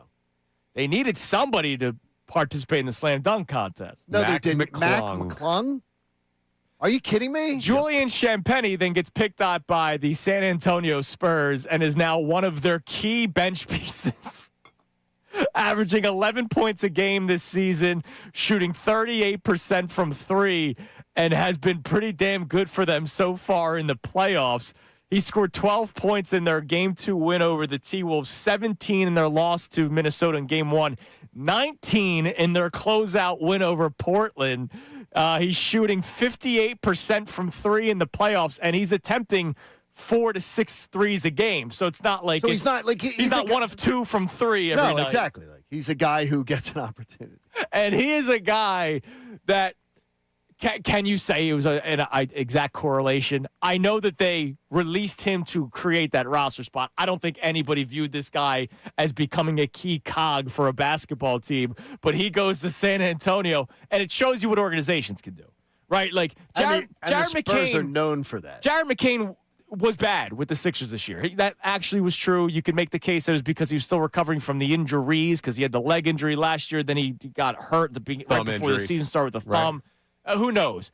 He goes to an organization that just won a championship last year, and they have found a way to use him and use him well. Julian Champagnie goes to an organization that is very well respected in San Antonio. That is correct. And now he's a key guy for them off the bench. That 19-point closeout win over Portland, he also had 7 rebounds in that game. It's amazing what a couple of role players can do for contenders. We're talking about the first and second seeds in the Western Conference. And organizations that are built for developing talent. Yes. And known for developing talent. There you go. So there you go. You know what? That's funny, though, because I don't even think the Sixers are like a they don't develop talent organization. They've had some players really, really grow here. The problem is, in the chase for how do we build around Embiid to win now, they don't have enough of a timeline, enough of a runway to let those players stay here to continue to develop. Yeah, because they didn't see down the road enough. And like Daryl Morey, I understand 2 years ago when he's saying veterans win in this league. He wasn't wrong until the Thunder showed that you're wrong, right? Like, and today, as Daryl Morey talked about the league, and I said it at the time, that Daryl Morey, I think, was talking about the league when he was with Houston 6-7 years ago. Yeah. And that the league always changes and evolves. It's always changing and evolving. Maybe we haven't, but the rest of the league does. It does. Like, I watch other teams in the conference, and they don't play the way we do. Now he's doing really well with the players that they are trying to keep for the long run. But what does that tell you? Like that, I don't know, man. It's going to be really interesting. Series is still alive. They have a chance to still come back in this series and win it. I really believe that. I feel good about tonight's game. And if you win, if you win tonight, you're down 2-1, right? Like you lose tonight, series over. I wouldn't even. Wouldn't even want to It's bother atrocious. finishing it. It's atrocious tomorrow. Pray for me tomorrow morning if they. I think you're right though. I think the Sixers. No, I win think they're tonight. going to win tonight. Do I also think they're going to win tonight? I feel very good about them. And that's because Joel Embiid returns. I don't even know if he's returning, and I feel good about them winning tonight. What do we have in the Davis Honda text line? Our question today is whether or not you want the big man to play tonight if he's able. What do we got? Yeah, this texter, Mike from Virginia, says, let's not overthink this. Yes, I want him to play. He gives us the best chance to win. Numbers don't lie. I get people are tired of the availability conversation, but we'll have a long offseason to just talk about that. Big Game 3 win incoming. I love it. I love it. That's how I view it. That's how John views it. That's how I think you should view it, but not everybody does, unfortunately. You want Joel Embiid to play tonight in Game 3, 610-632-0975. We'll update you on the poll of the day coming up next. Seems like a lot of people feel that way, which is good. It's a very vocal minority day today, it seems like. Coming up next, we have today's headlines with Connor Thomas. It is Kincade and Salciunas here on 97.5 The Fanatic. All right, guys, we're almost there. All right. It seems like Rodgers is going to stick with Pittsburgh, so that means, Johnny, the schedule should come out soon. I know it's coming out. It is Wednesday or Thursday of next week. Oh, we got that confirmed? Yes, confirmed. Well, then jump on it now. Go to PhillySportsTrips.com because you know that when the schedule comes out, everybody's going to flood to the website. You can get ahead of the action right now. 97.5 The Fanatic and Philly Sports Trips, we're teaming up for another incredible Birds away game trip. Epic. Nashville. Trust me, this is more than just a game. All right, I've done numerous trips now with Philly Sports Trips, and I've done numerous Birds getaways, right? I've done the spring training. I've done the bus trips. But the getaways that Vince and his team put together for these 3-4 night stays in certain areas, he just does such a great job. We're talking round trip travel, hotel, game tickets, exclusive fan experience, and a full-on Philly takeover in Nashville. If you've ever wanted to roll into any away game with the crew of diehard Birds fans, this is the way to do it. Now, look, schedule's not out yet, but as soon as it comes out, people are going to want to pick that Nashville game because that's probably going to be the number one traveled game for this year because Nashville's a party town, right? Get ahead of it now. Go to PhillySportsTrips.com. That's PhillySportsTrips.com. And you can check out the details of the trip already. Even though we don't have the exact dates, Vince works ahead. We already know where we're going to be partying, Johnny. It's that cool. You know, such a great place. You know exactly where the bars are going to be, where the parties are going to be, where the tailgate's going to be. Check it out now. Get on it. Drop your deposit before it's too late. PhillySportsTrips.com. Guts.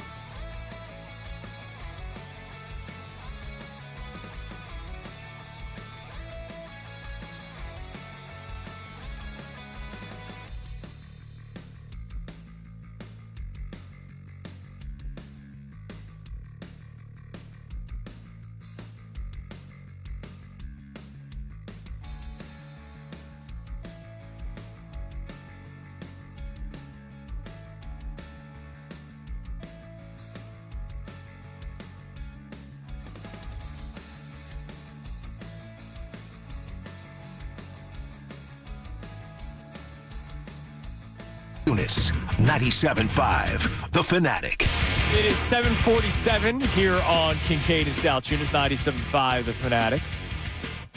Before we get to today's headlines with Connor Thomas, we'll get a call in, but you know how you always think you can't come up with a worse take, and then you find somebody have a worse take? Well, we all work on this show, so we have each other to look at every week.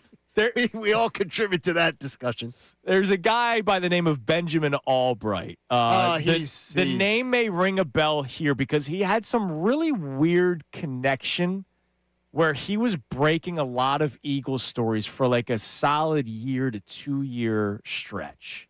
Let's say he had a mole in the building. Yes. And for some reason, Benjamin Albright, who is in Denver, was the guy they wanted to give all the information to.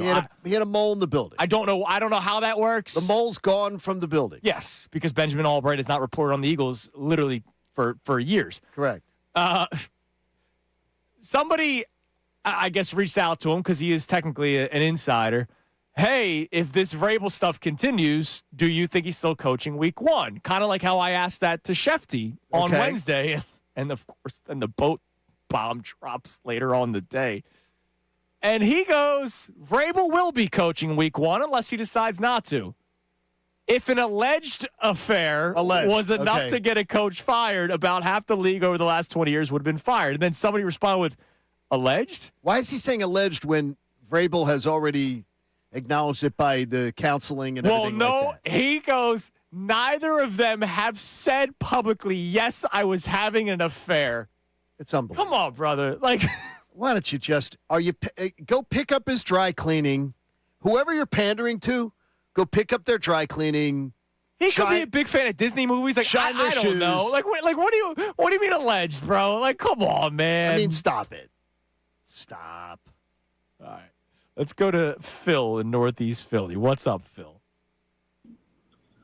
You guys hear me? Yep, we got you. What's up, Phil? Yeah.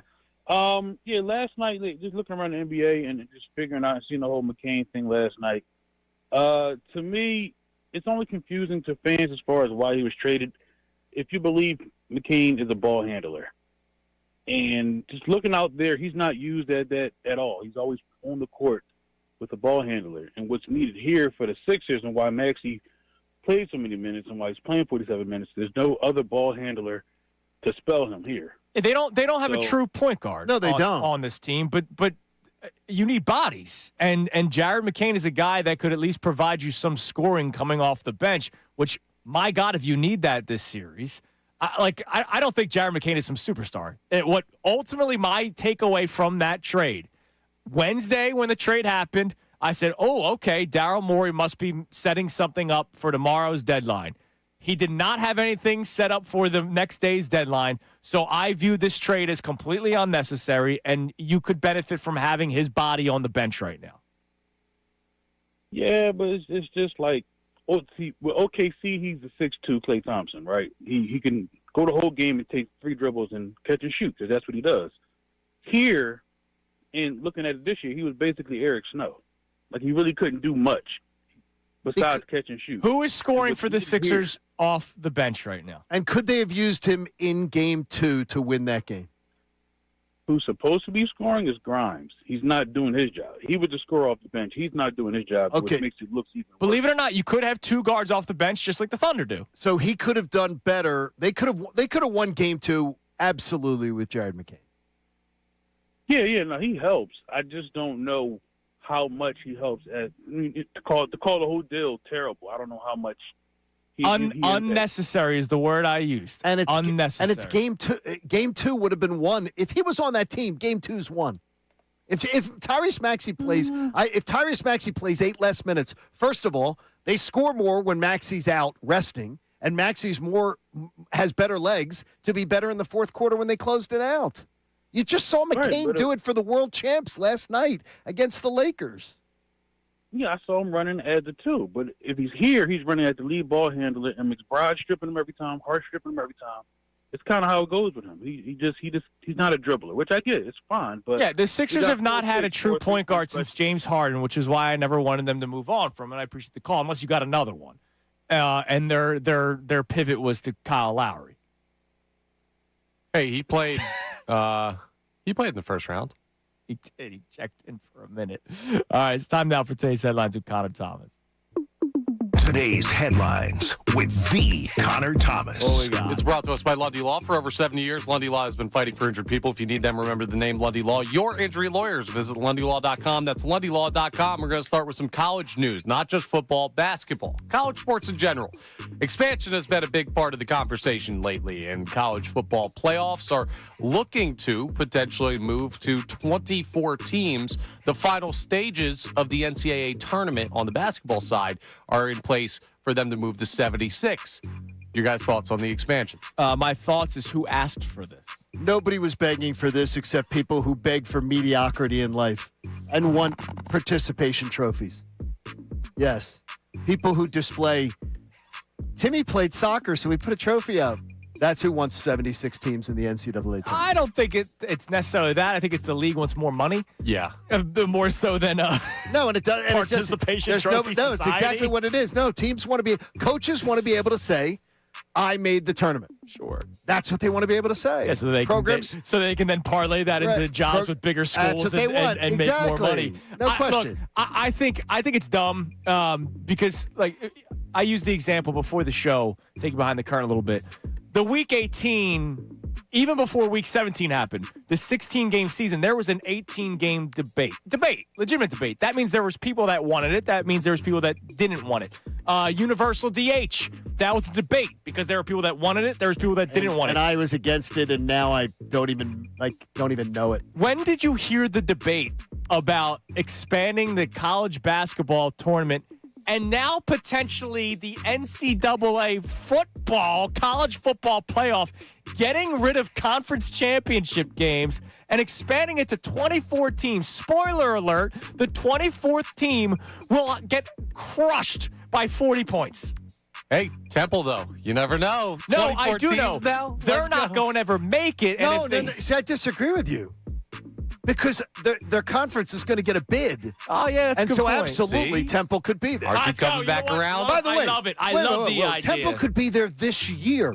Go Coach Keeler. This year they could be there if it was. So we're pro-expansion. Good to know. Yeah. For one school. Oh, terrible. You think you're mad about expansion. Just wait till you hear what we're talking about next. J.J. Redick. After the Lakers' most recent game against the Thunder, he had a post-game media availability where he got upset about the officiating, specifically when it comes to LeBron James. LeBron has the worst whistle of any star player I've ever seen. The smaller guys, because they can be theatric, they typically draw more fouls, and the bigger players that are built like LeBron, it's hard for them. LeBron, the worst whistle of any star? Yeah, J.J. Redick makes me sick. Come on, brother. Look, he did also talk about how hard it is to defend the Thunder with the amount of whistles that are blown, and he's not wrong there. But that's, you know how I feel about J.J. Redick. I don't like him as a person. Like I don't. Forget about whether you like the person. I think he's one of the most smug people I've ever heard speak ever. Yeah. But it's not so much about him. Do you think LeBron has a bad whistle? No, like, I what don't. in the world are we talking about here? I don't. We'll round out with this because but they drank wine together and did a podcast. Isn't that together. great? Yeah. And now he's his head coach. Hey, listen, man. However you get the job. Look, he's setting up being back as the co-host of the podcast eventually. Yeah, well, we'll see how soon that is with that series where it is with the Thunder taking over. Last thing here, Truist Championship's going on right now. We know the PGA Championship is next week at Aronimink, but Rory McIlroy, I don't know if he's rounding into form or not. He had 17 straight pars heading into his 18th hole yesterday. He ended up making a putt for birdie on his 18th hole. And Tommy Fleetwood walked up to him and asked him after, said, you should have missed it intentionally. So if you guys are standing there and you have a chance for either 18 straight pars or one birdie and 17 straight, are you missing that putt on purpose? No, I'm trying to get the birdie. I'm missing it on purpose. Wait, so was this round one? Yeah. You gotta make the cut, man. It's Rory. I don't think Rory's worried about making the cut. I want the birdie. I want the birdie. Yeah, but 18 straight pars would be cool. Has that ever happened before? I bet it's happened. Yeah, I've played for a long time. I bet it's happened. Yeah. Have you your best round ever, Connor? Yeah. Did you have like a ton of birdies? Did you have a ton of like I had my best round ever couple. is the 79, and I had no birdies. Yeah, I don't know. Golf's weird. You could have those good days. I forget if I had birdies or not. I think I had a couple.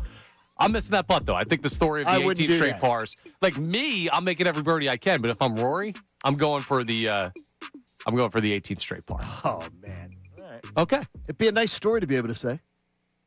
Perfect par. Can't ever dream about doing that. That's Apparently, never going to be in my.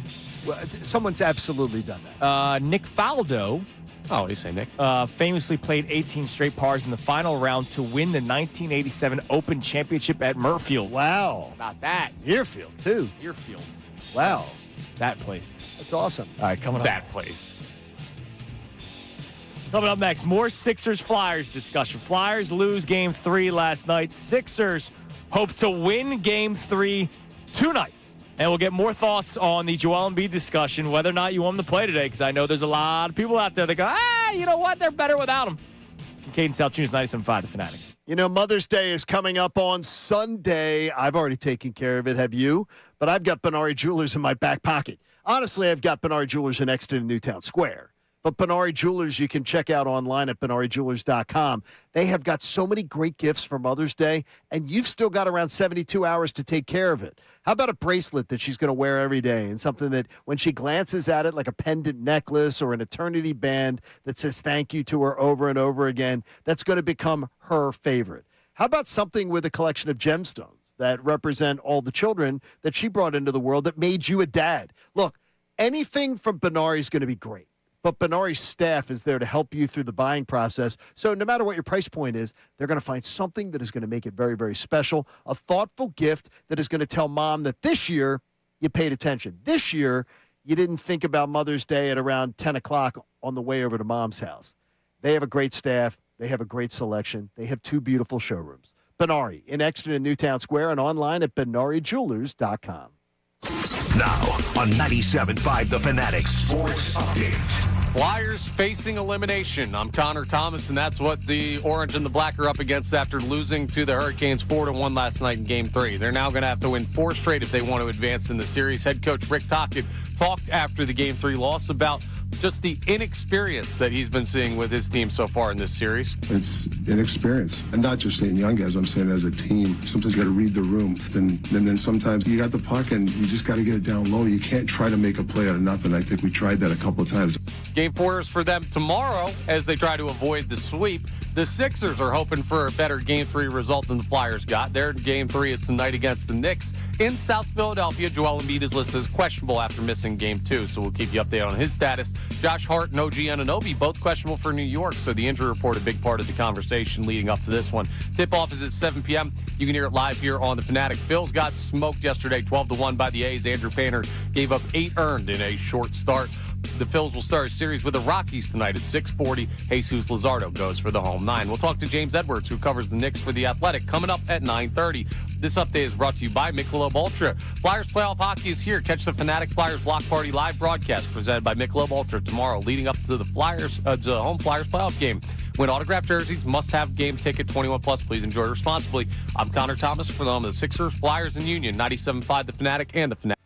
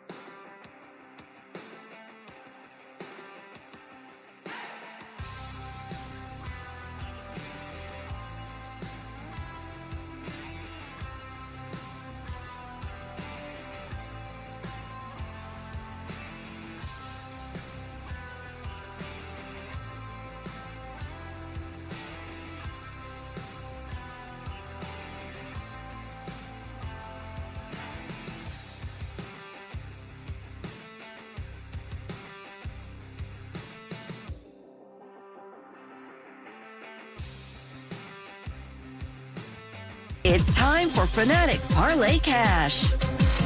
Yeah, let's give away some money here. Your chance to win $1,000 by texting in the keyword RACE, R-A-C-E, race to your phone, unless you're driving, 45911, or you can enter it on the Fanatic app or 975thefanatic.com. One random entry wins $1,000 in this company-wide contest. Winners will get a call from Beasley, so be sure to answer your phone. Contest rules will be at 975thefanatic.com. Fanatic Parlay Cash stood up by Iron Mountain Men's Health. You have 5 chances to win right now. And then, of course, 10 and 12 middays with Marks, 3 and 5 with Unfiltered. Good luck. Now back to Kincade and Salciunas, 97.5 The Fanatic and the Fanatic app. All right, it is 8:03 here on Kincade and Salciunas, 97.5 The Fanatic. By the way, we have a pair of tickets to give away for tonight's Sixers game. All right, we have Sixers-Knicks Game 3. We will tell you how you can win this hour because, look, let's go. I feel like we're doing this again where we kind of just dropped off a little bit. And what do you mean? What do you mean? Like the energy, like the buzz.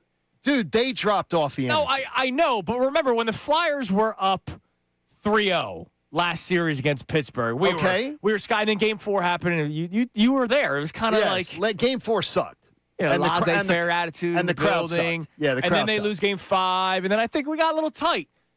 I get it. The Sixers have brought this upon themselves, but they're back tonight. It's another Matt Cord night. That's nice to we see have more Matt Cord nights after they won Game 7 against Boston. That was a guaranteed more Matt Cord nights. So we need the energy to kind of pick back up again. And I know we're having a strange conversation about whether or not you want Joel Embiid to play tonight, and there are people that are so out on Joel Embiid that they don't want him to play. Dumb. One guy texted in, don't want him to play in this series, don't want him in the city anymore. I get we have a weird attitude right now, but it is Sixers. It's Sixers-Knicks. It's Game 3. And, John, I feel good about tonight's game. I do. So do I. The Sixers but I felt good last night, too. Yeah, I did not. A little different. Yes, you did not. So I did not.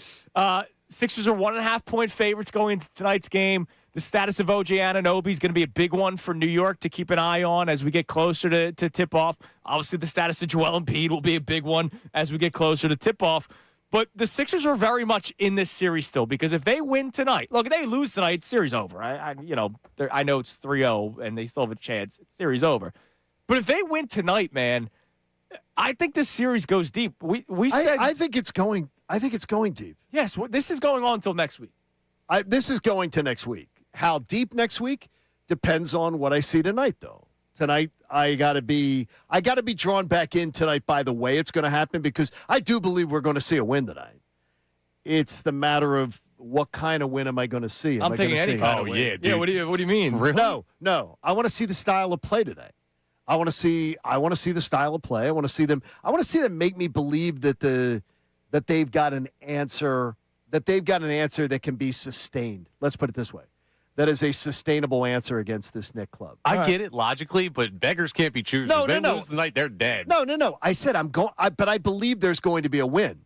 But as far as me believing it's going to be a long series, depending on the style of win that I see, it's going to matter whether I truly believe it.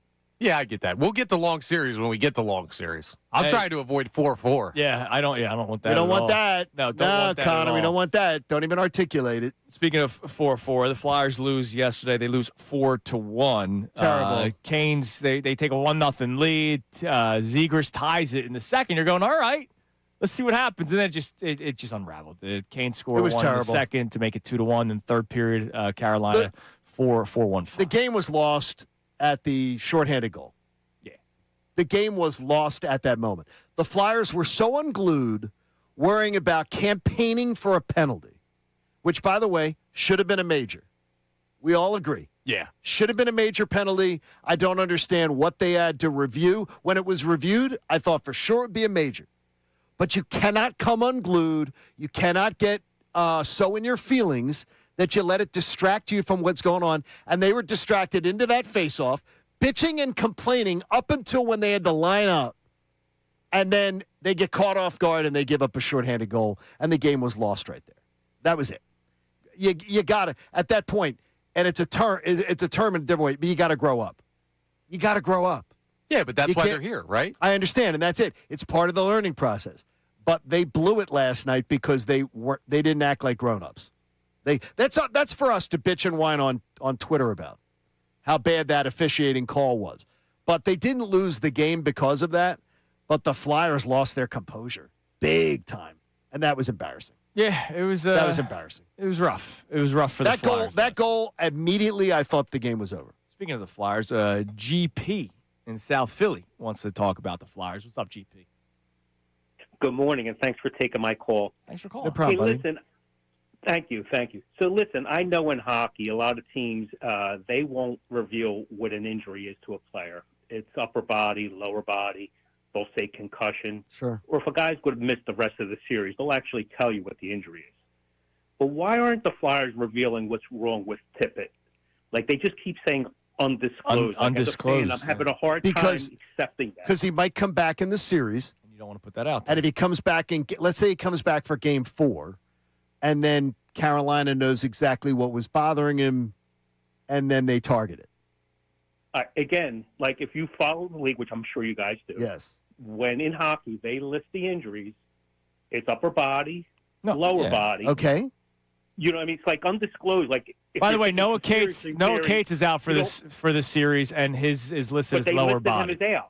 Yeah, but it's listed as lower. He's out, but it's lower body. We don't know what it is. You don't know what it is, but you also don't want somebody to be targeted when they come back.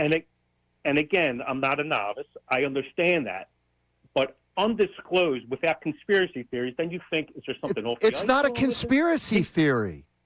Could I ask this question? Yeah, sure. Like I'm older than you guys, but if Bobby Clark or Bernie Parent was out for 3 straight playoff games, we would know what the injury is. Like, I don't understand. These aren't 3 games. I'm just saying. I mean, we're also talking about 50 years ago. We're talking about 50 years ago, exactly. It's not today's game. He's our best player, right? Isn't he our best player? He is our best. He is the best guy and as that they're fans, missing. Yes. We don't know why he's missing. What does it change for you? Yeah, he's out. He's out. What does it like? What make it for me? For me, I'm thinking there's something other than an injury.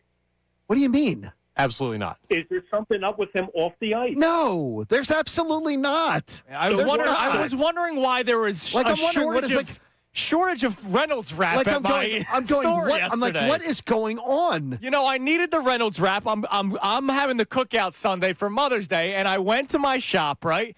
And there wasn't any Reynolds wrap. I'm wondering I now know why, because GP bought all of it. I'm like, where's it going? Where's this going? And I'm like, you do not want a player targeted for injury they know, like, if it's right shoulder, right elbow, left elbow, whatever it is, right wrist, left wrist, you understand why it's done.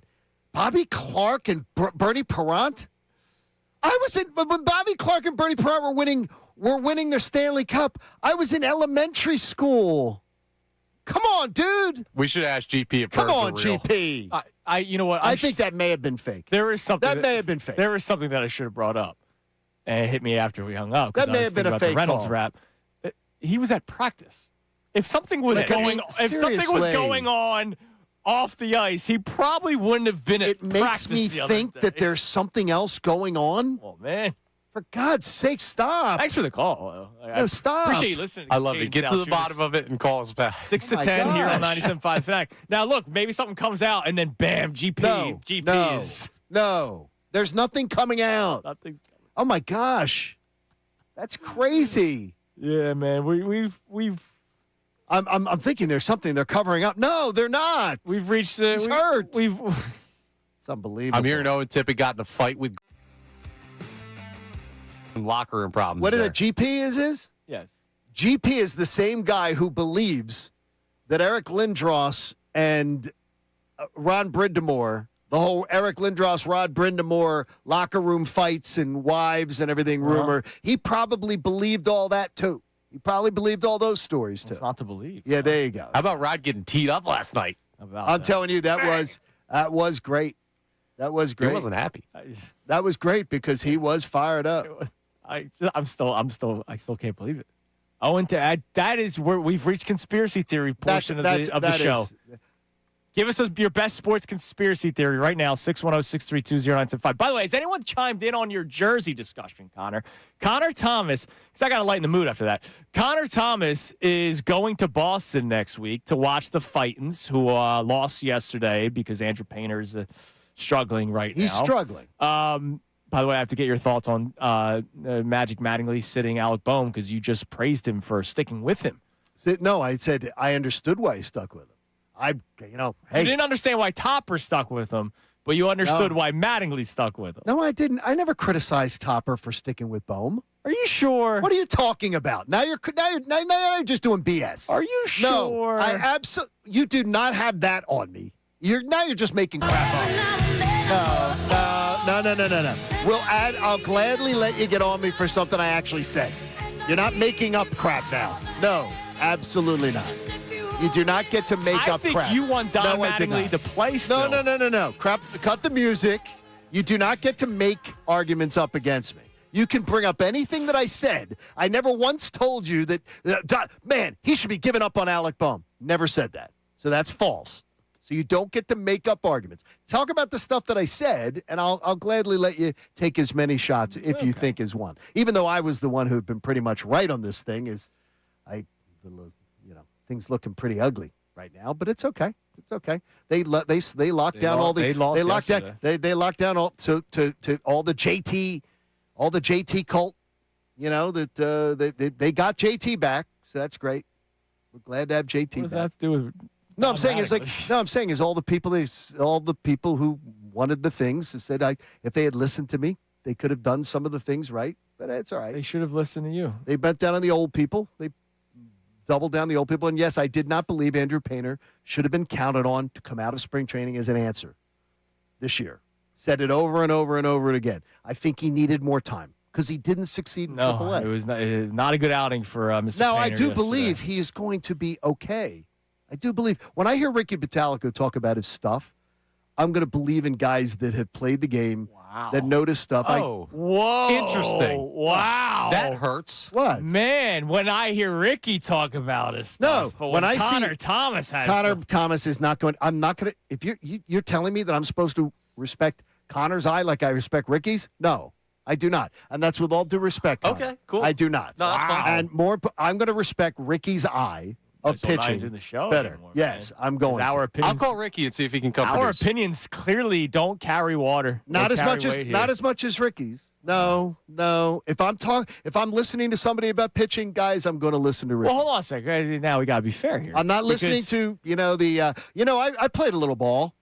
No, there's a lot of that in talk radio, Yeah, but and I hold don't on a second. listen If to it. Connor and Ricky have the same opinion, how can you dismiss Connor's? But Because I know that Ricky's has 10 if it's the same because I know opinion- that Ricky's has 10 times the data behind the opinion. Okay, I'll opt out of baseball season. You guys can have got it the covered. same. No, you can have the same opinion as somebody who is a former player. right, but But their opinion is 10 times more. But you has 10 push times more data push behind back it. on Connor, but you're I'm saying not pushing back on Connor.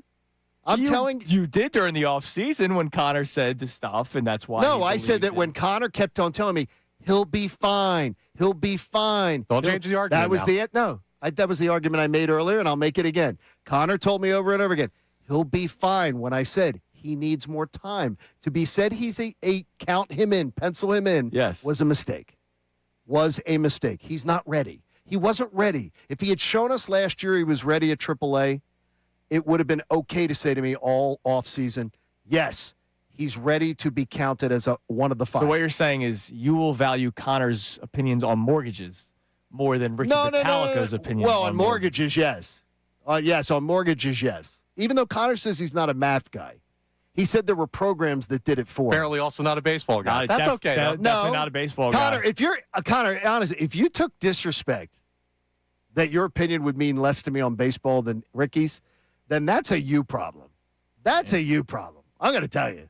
That would be a big problem on your part. Connor, you don't know what you're talking There's about. enough. okay. I've worked with enough guys in sports radio that do the, I played a little ball. Yeah, I get it. I'm going to take the pro athlete every time as far as if they're going to get in, just because of the data that they've got.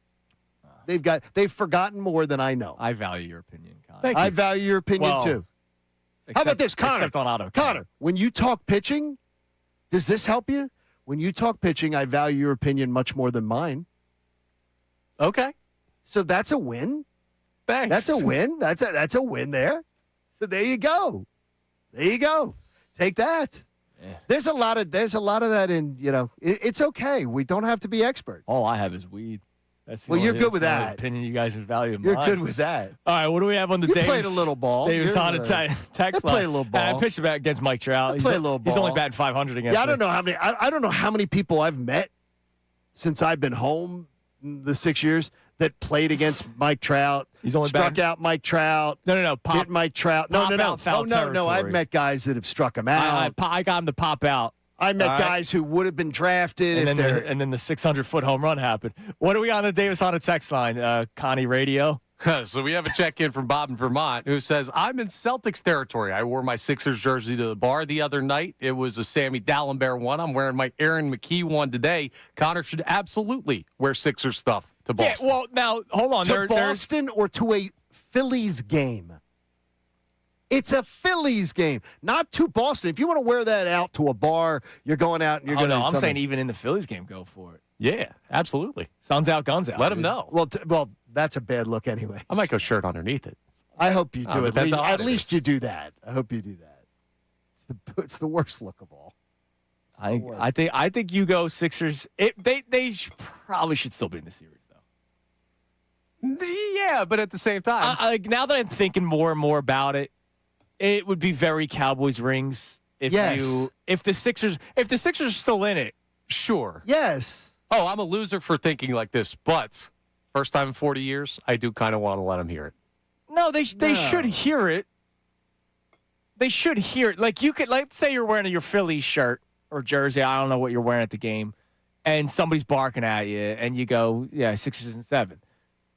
I think that's fair. Okay. But rocking the jersey at the game, I think if the Sixers are still in the series, which I think after tonight they will be, that you can wear it. By the way, John on our on Twitter says you sound a lot like Nick Castellanos right now, Mr. Kincade. What about? About not valuing Connor Thomas's baseball opinions. I didn't say I didn't value it. I said I value it less than Ricky's opinion on pitching. He wants to know if your new nickname should be Kinky. Kinko instead of Casty. I've had Kinker. Kinky. I've had Kinker. I've had Kinko. Well, now you got Kinky. Yeah, let's not have that one stick.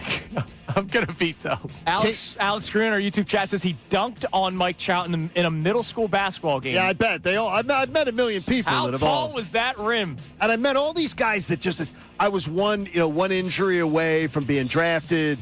Did you ever sack Joe Flacco? 610-632-0975. That's the biggest lies ever told next to no one likes us, we don't care, is all that stuff. All right, coming up next. This series isn't over, right? I have a lot of confidence in tonight. You have confidence in tonight. Vegas backs that up a little bit. It's Kincade Salciunas, 97.5, The Fanatic. Speaking of Vegas, well, you know where I'm going. Always good. Sixers 1.5-point favorites in tonight's game. I am taking it. I believe Joel Embiid does play tonight. They are a better basketball team with Joel Embiid. And right now, new customers can bet $5 and get $150 in bonus bets if your first bet wins. That's right. Turn $5 into $150 in bonus bets just for getting started. And FanDuel makes it easy for you to get closer to the action, from player props on your favorite stars to all the tools that you need to back them up. It's everything you need all in one app, so don't miss your shot. Now, look, maybe you don't think the Sixers cover the 1.5-point spread, so you want to put the $5 on the money line. Or you could put like Sixers plus 10. All right? $5 would win you nothing if you're just putting down $5. But you're a new user, you're getting $150 in bonus bets. So just head to FanDuel.com/local to get started. FanDuel, an official partner of the NBA. Play your game. You got to be 21 plus, present in Pennsylvania. First online, real money wager only. $5 first deposit required. Bonus issued as non-eligible bonus bets that expires 7 days at the receipt. Gambling problem? Call 1-800-GAMBLER. Now, on 97.5 The Fanatic Sports Update. No answer for the Canes. I'm Connor Thomas, and the Flyers had no answer last night in Game 3 against the Carolina Hurricanes. They fell 4-1 at the Xfinity Mobile Arena, and now down 3-0 in the series. They're going to have to win 4 straight if they want to advance. Head coach Rick Tocchet talked after the game about being in the penalty box is one of the bigger issues. We had a great first, and then it was all power play, penalty kill. We took 9 penalties. 5-on-5 were good. I thought we were the better team, and then the power plays and penalties, that's 2 games in a row. It was just 2 penalty fest. Game 4 is tomorrow at 6 p.m. as the Flyers look to avoid being swept. The Sixers are looking for a better performance in Game 3 than you got from the Orange and the Black last night. That's tonight in South Philly for them. Joel Embiid is questionable after missing Game 2. Josh Hart and OG Anunoby are both questionable for New York. We'll keep an eye on the injury report. Tip-off is at 7 p.m. You can hear it live right here on 97.5 The Fanatic.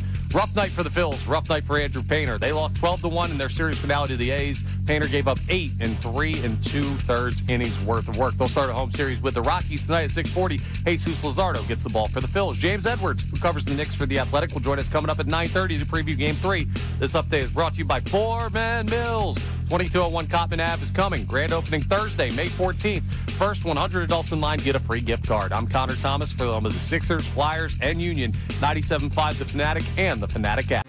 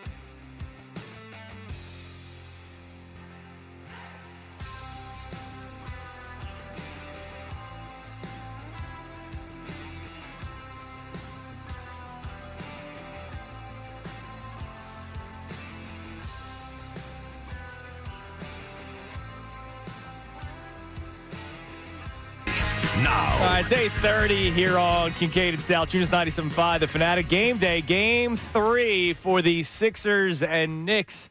And the Sixers on the FanDuel Sportsbook. I'm curious what your sportsbook there says, Johnny. Sixers are 1.5 point favorites. 1.5. All right, so it's still 1.5, and it's stayed steady 1.5. Now, I'm sure things will change if we find out the status of Joel Embiid, if we find out the status of OG Anunoby, Josh Hart and company, because they're both listed as questionable as well for the New York Knicks. They know something. They probably do, and it might swing a point or two. What were the Sixers? 6.5. It closed at 7.5 the other night. Opening game was closed at what? 7 or 7.5? It was around. So the there, Sixers. yeah. That's an 8-point swing. Yeah. That tells me they know somebody's out.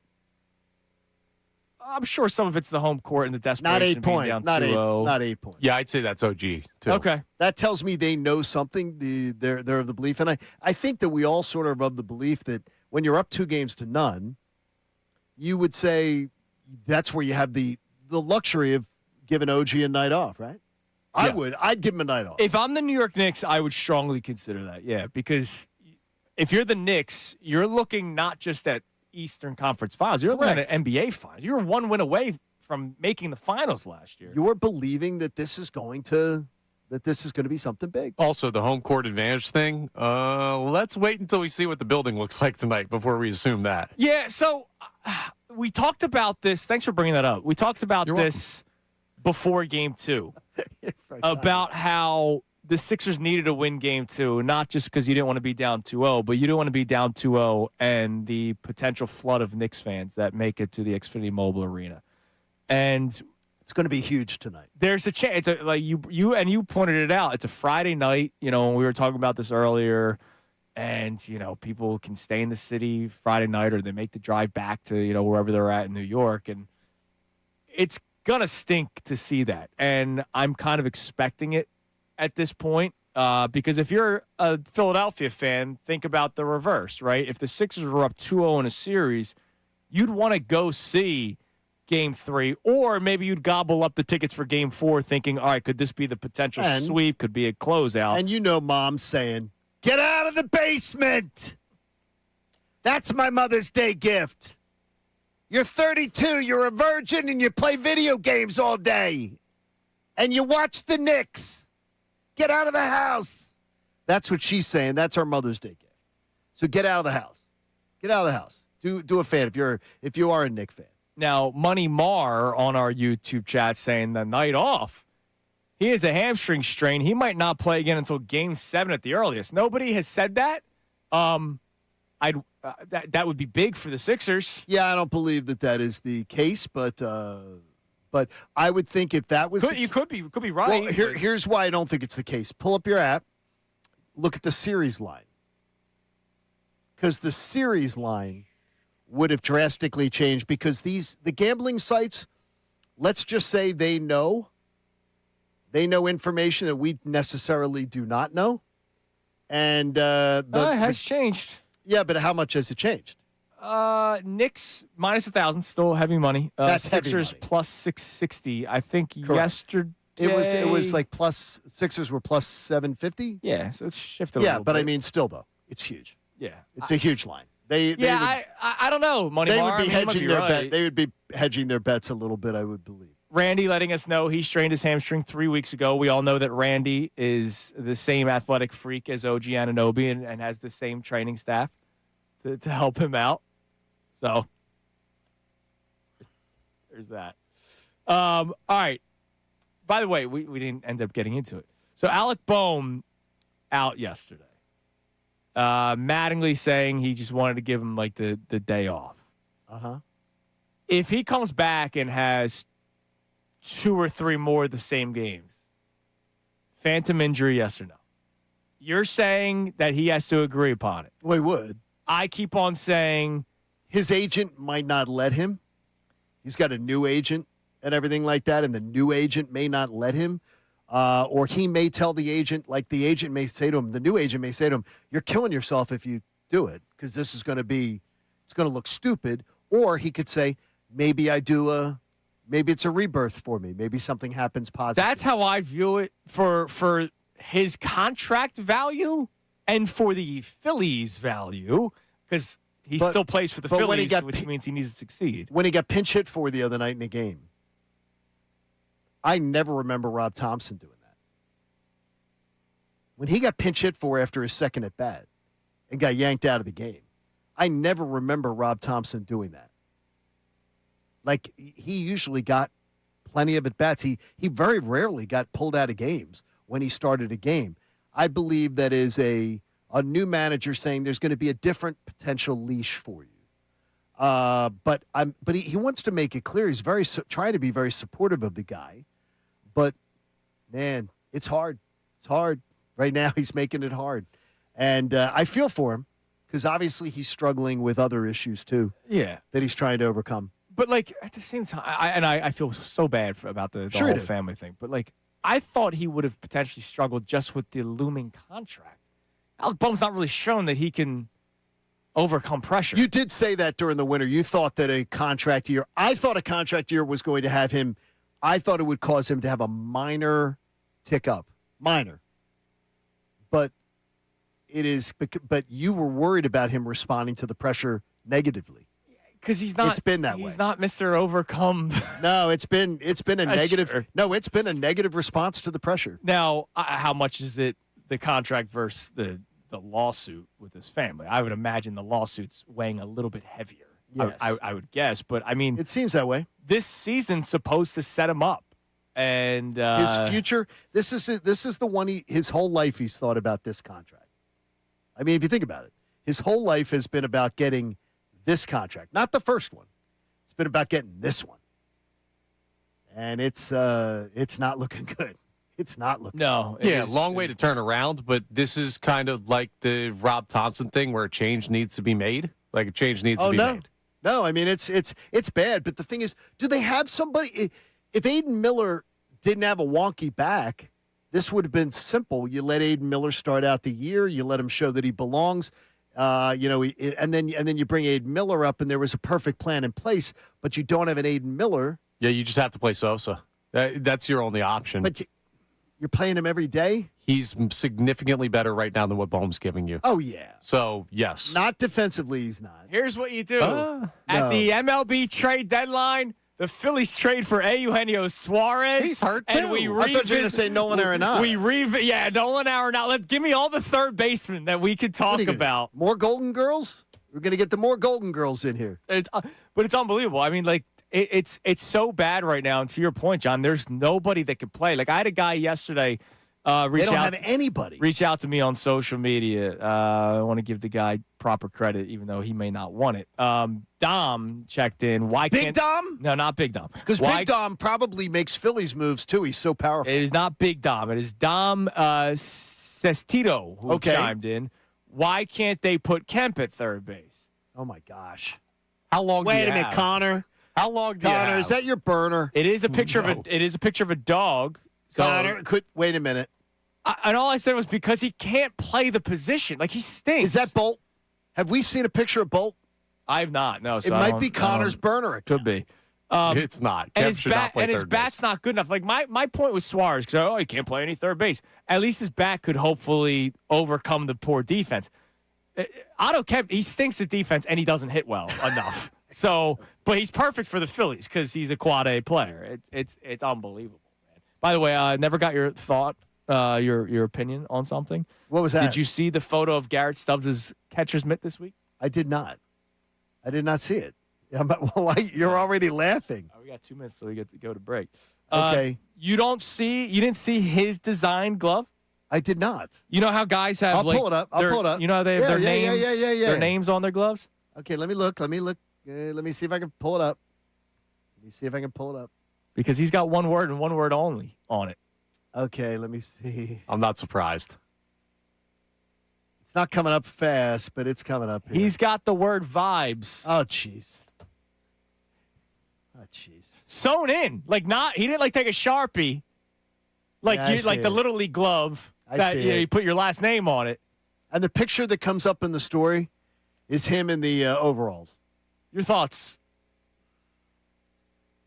Hey, your man put him in left field. It's part of it's part of just the cleansing that has to go on. The cleansing that must go on. It actually is kind of amazing that he's still here. Yeah. This is the 4th highest payroll in baseball, and we have terrible options.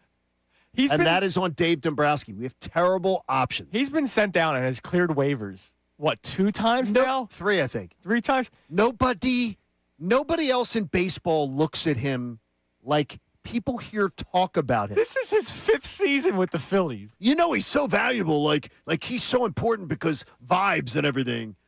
No team in baseball looks at him and goes, yeah. I thought Andrew Knapp survived too long with the Phillies. He played 5 seasons with the Phillies, but that was at least they were bad. The Phillies are playoff contenders year in and year out, and this guy has been here this is his 5th season with the Phillies. It's a miracle he's still here. It's unbelievable, honestly. God it's bless part him. of what it's part of what just makes you go, are you kidding me? Are you kidding me? All right, coming up next. Speaking of the Phillies look to win another series. Yep. Now that's good news. There is something I would really love to see this weekend that I think could put a lot of people at ease. I'll tell you what next. Also, we'll tell you how you can win the pair of Sixers tickets. We have a pair of Sixers tickets for tonight's game. You'll be able to win Sunday's game. I'm sorry, Sunday's game. You'll be able to win them in the 9 o'clock hour. We'll tell you how coming up next here on the Fanatic. Kincade Salciunas.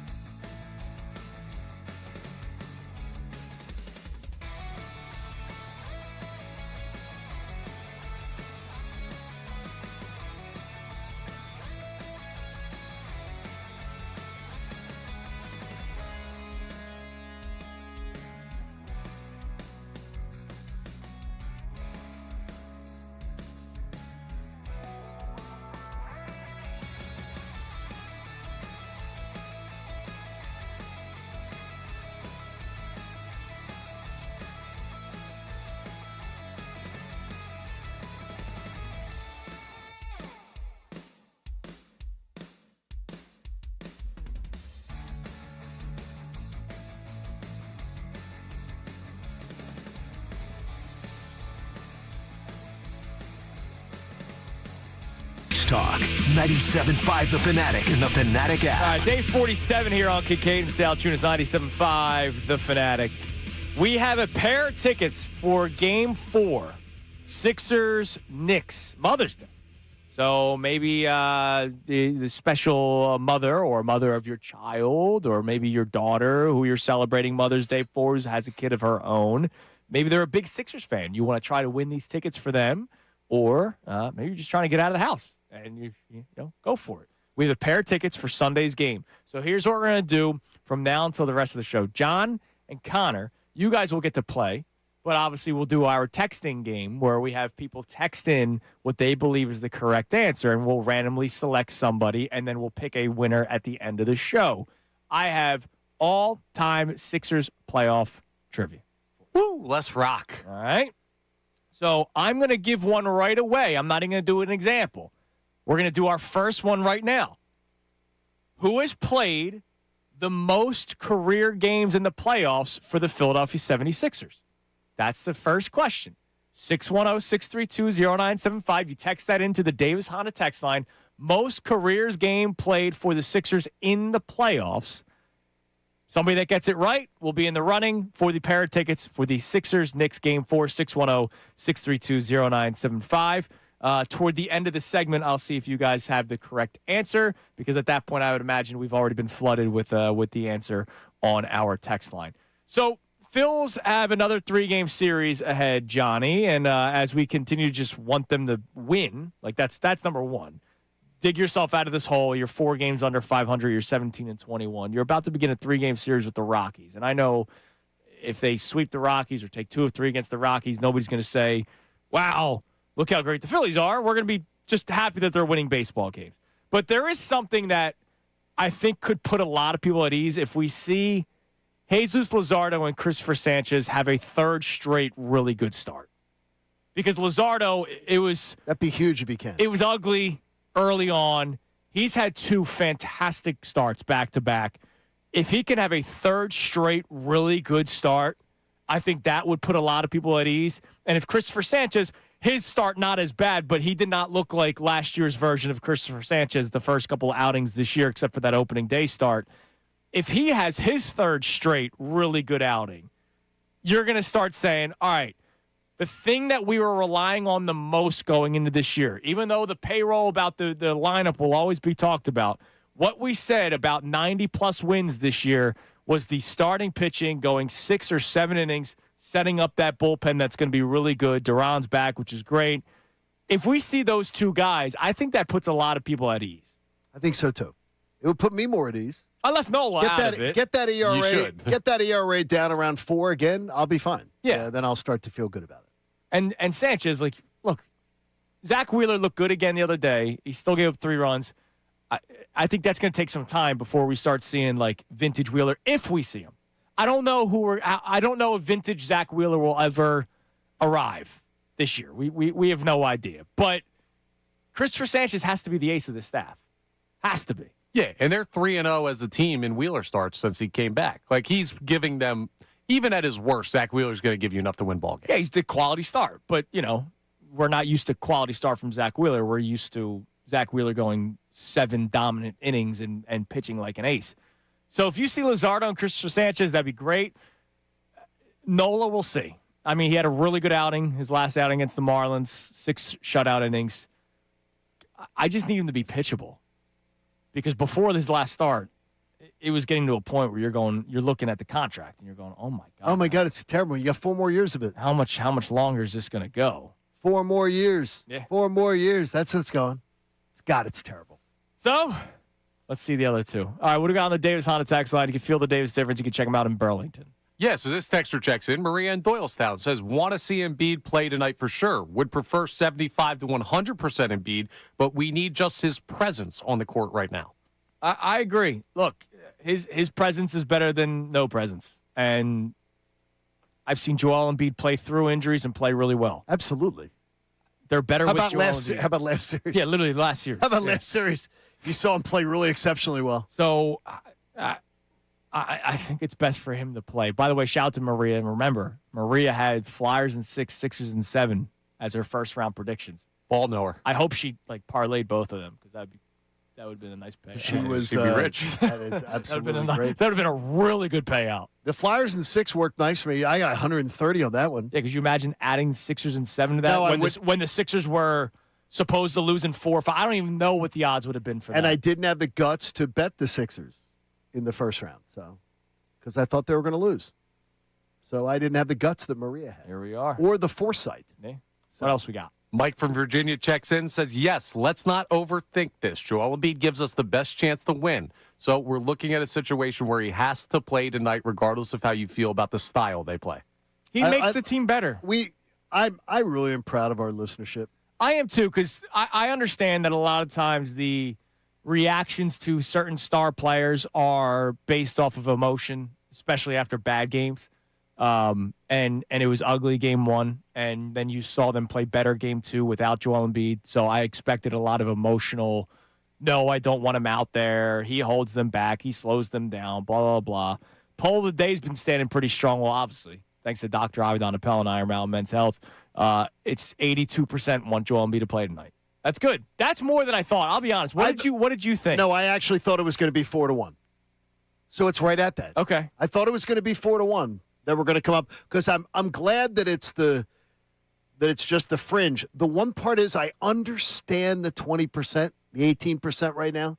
I understand the urge. I'll get on with that discussion with the 18% as soon as the season's over. Yeah, but I promise I'm a brother in arms. I can't do this again. I can't live this again. I can't talk this again. I'll be on with you. I But get this that. year, I want to be here. Like, you're not wrong to feel that way. And anyone who does, I cannot blame you. But we've got That's what I said. tonight, y'all. Tonight's the game. You got to win tonight. What are we doing? 20% of this fan base is saying no Joe? And if Joel plays and if they win, and then let's say they win game 4, because then they have the momentum, then what are we saying? It is look, I said it earlier this week. There's a reaction that when they lose, it's Embiid slows them down, and when they win, it's crickets. And I get it. That we've reached that point in the Joel Embiid saga. Did you hear Blake Griffin on the broadcast, by the way? I did not. Blake Griffin on the Prime broadcast last night at Jared McCain's interview. He said they didn't sell high enough. And Jared McCain said, shout out Philly. Yeah. He did it with a big smile on his face because he does love Philly and he's appreciative, but we're being mocked. The smugness. We're being mocked around the league. The smugness in how Morey said it. We're being mocked around the league, deservingly so. Deservingly so. He's created the meme every time he plays a good game now.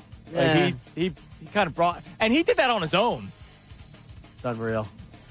All right, coming up next. Terrible. More Sixers and Flyers discussion. Your chance to win a pair of tickets for Game 4. Also, Eagles I want to bring up, believe it or not.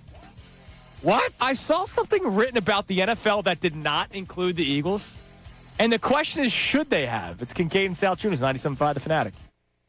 Now on 97.5 The Fanatic Sports Update. Another tough one for the Flyers. I'm Connor Thomas, and the Flyers are now up against in their series with the Hurricanes. They lost 4-1 last night in Game 3. They're now down 3-0 in the series. So they're going to have to win 4 straight if they want to advance. They're just hoping to win Game 4 to avoid the sweep. Rick Tocchet talked after the loss about the inexperience being a factor. It's inexperience. And not just saying young guys, I'm saying as a team. Sometimes you got to read the room. And then sometimes you got the puck and you just got to get it down low. You can't try to make a play out of nothing. I think we tried that a couple of times. Flyers look to avoid the sweep tomorrow at 6 p.m., trying to extend that series. The Sixers are hoping for a bounce-back performance in Game 3. Back home here in South Philadelphia, Joel Embiid questionable after missing Game 2. Josh Hart and OG Anunoby are both questionable for New York, so we'll keep an eye on the injury report. Tip-off is tonight at 7 p.m. You can hear that game live right here on 97.5 The Fanatic. The Phillies got smoked yesterday, 12-1 the final, and Andrew Painter was just rough from the get-go. He gave up 8 earned and 3 2/3 innings worth of work. Phil still won that series. They'll look to continue their hot streak against the Rockies tonight, 6:40 p.m. first pitch. James Edwards, who covers the Knicks for The Athletic, joins us coming coming up at 9:30. This update is brought to you by Michelob Ultra. Flyers playoff hockey is here. Catch the Fanatics Flyers Block Party live broadcast presented by Michelob Ultra tomorrow. Leading up to the home Flyers playoff game, win autographed jerseys, must have game ticket, 21 plus. Please enjoy responsibly. I'm Connor Thomas for the home of the Sixers, Flyers, and Union, 97.5 The Fanatic.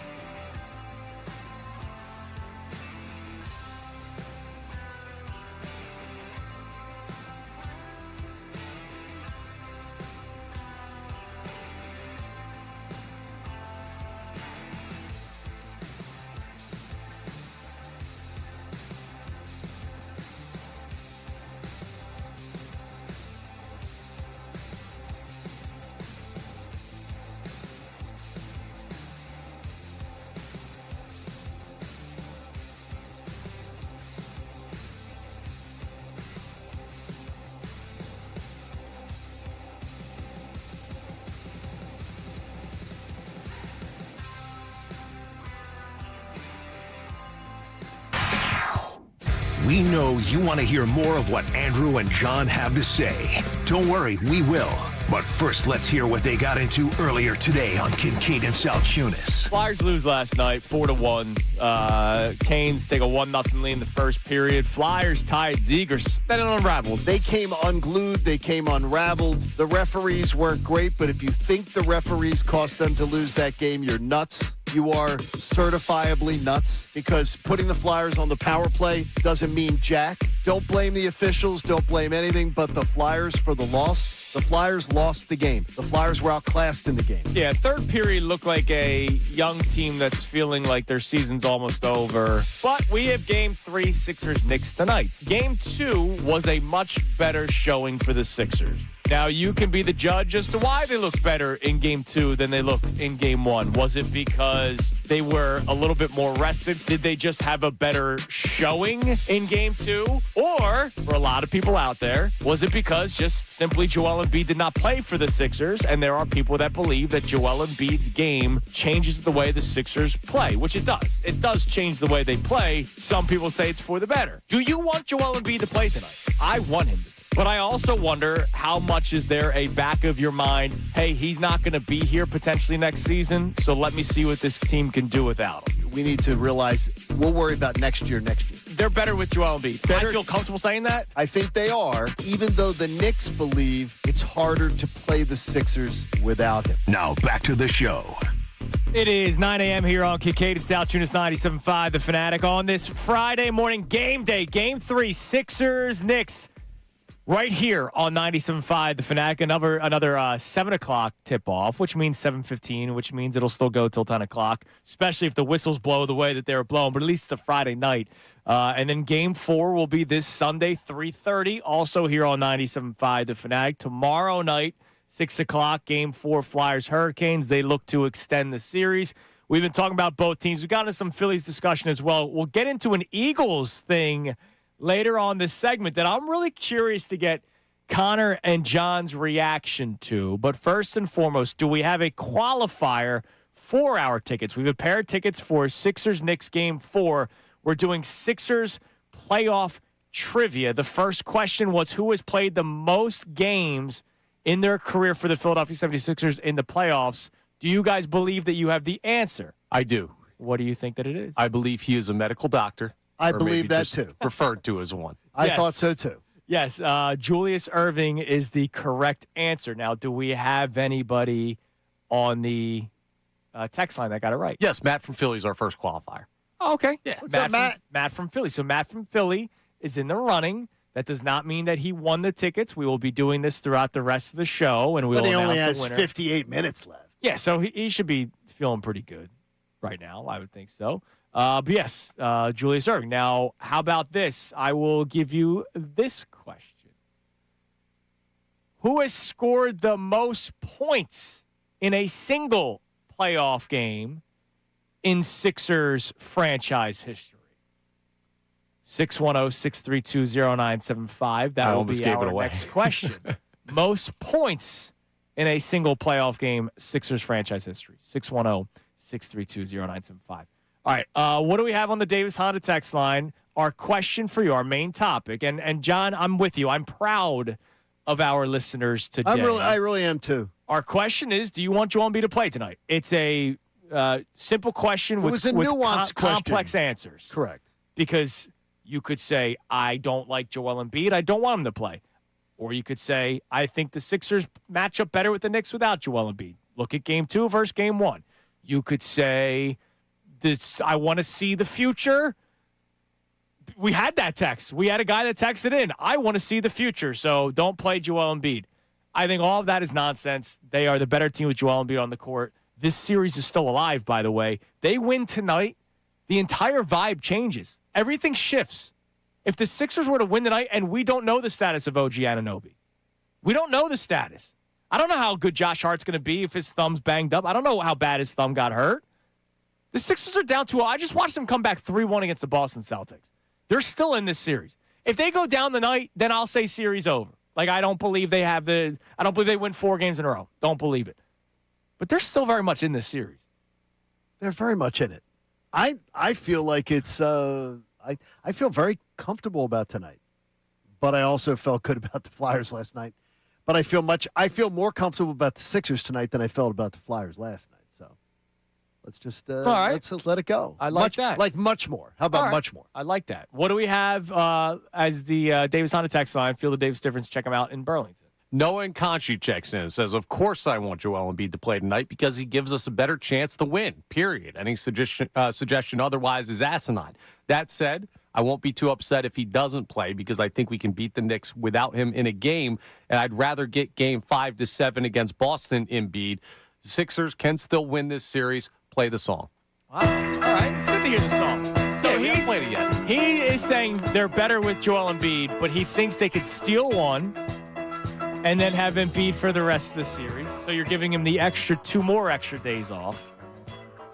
I disagree. I don't want to play that game. If you're 1-1, all right. Kind of like the Boston series. 2-0's that's dangerous. I don't want to gamble that. No. Like, you got to put your best team out there. You got to give it a go.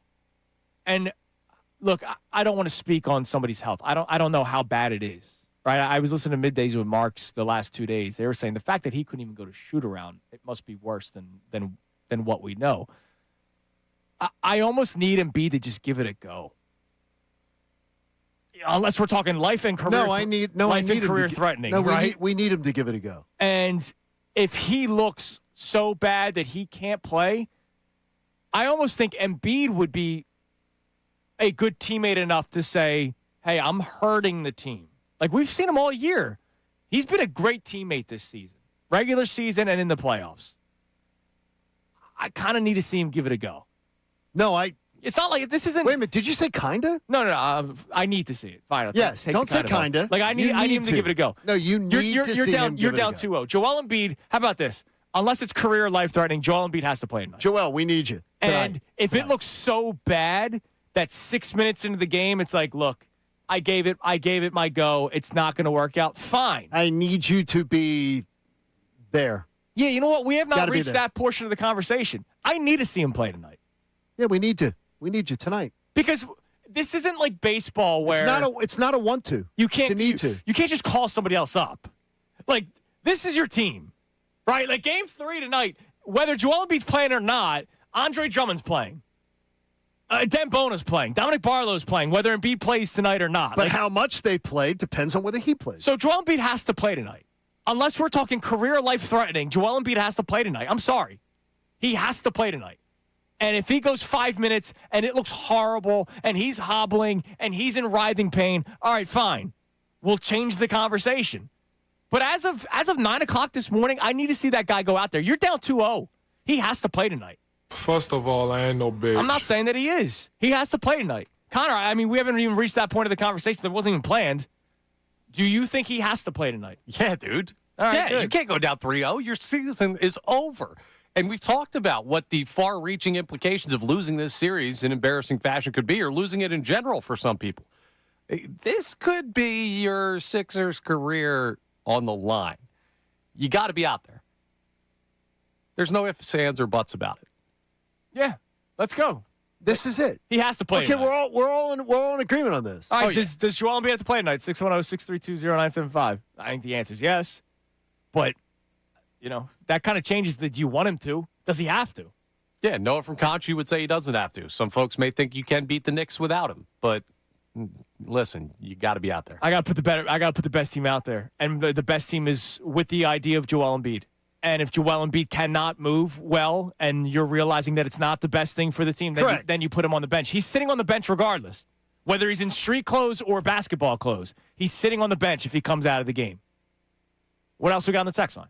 We also have a check-in. We actually have some breaking news on the text line here. This texter, because GP was worried about Owen Tippett, our caller earlier, and we have the information on Owen Tippett's issues.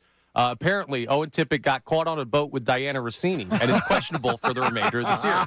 So GP was right. The alleged affair. Because Benjamin Albright does not want to call it an affair yet. It's an alleged affair. No, he already apologized that he had to go be with his family to make up for it.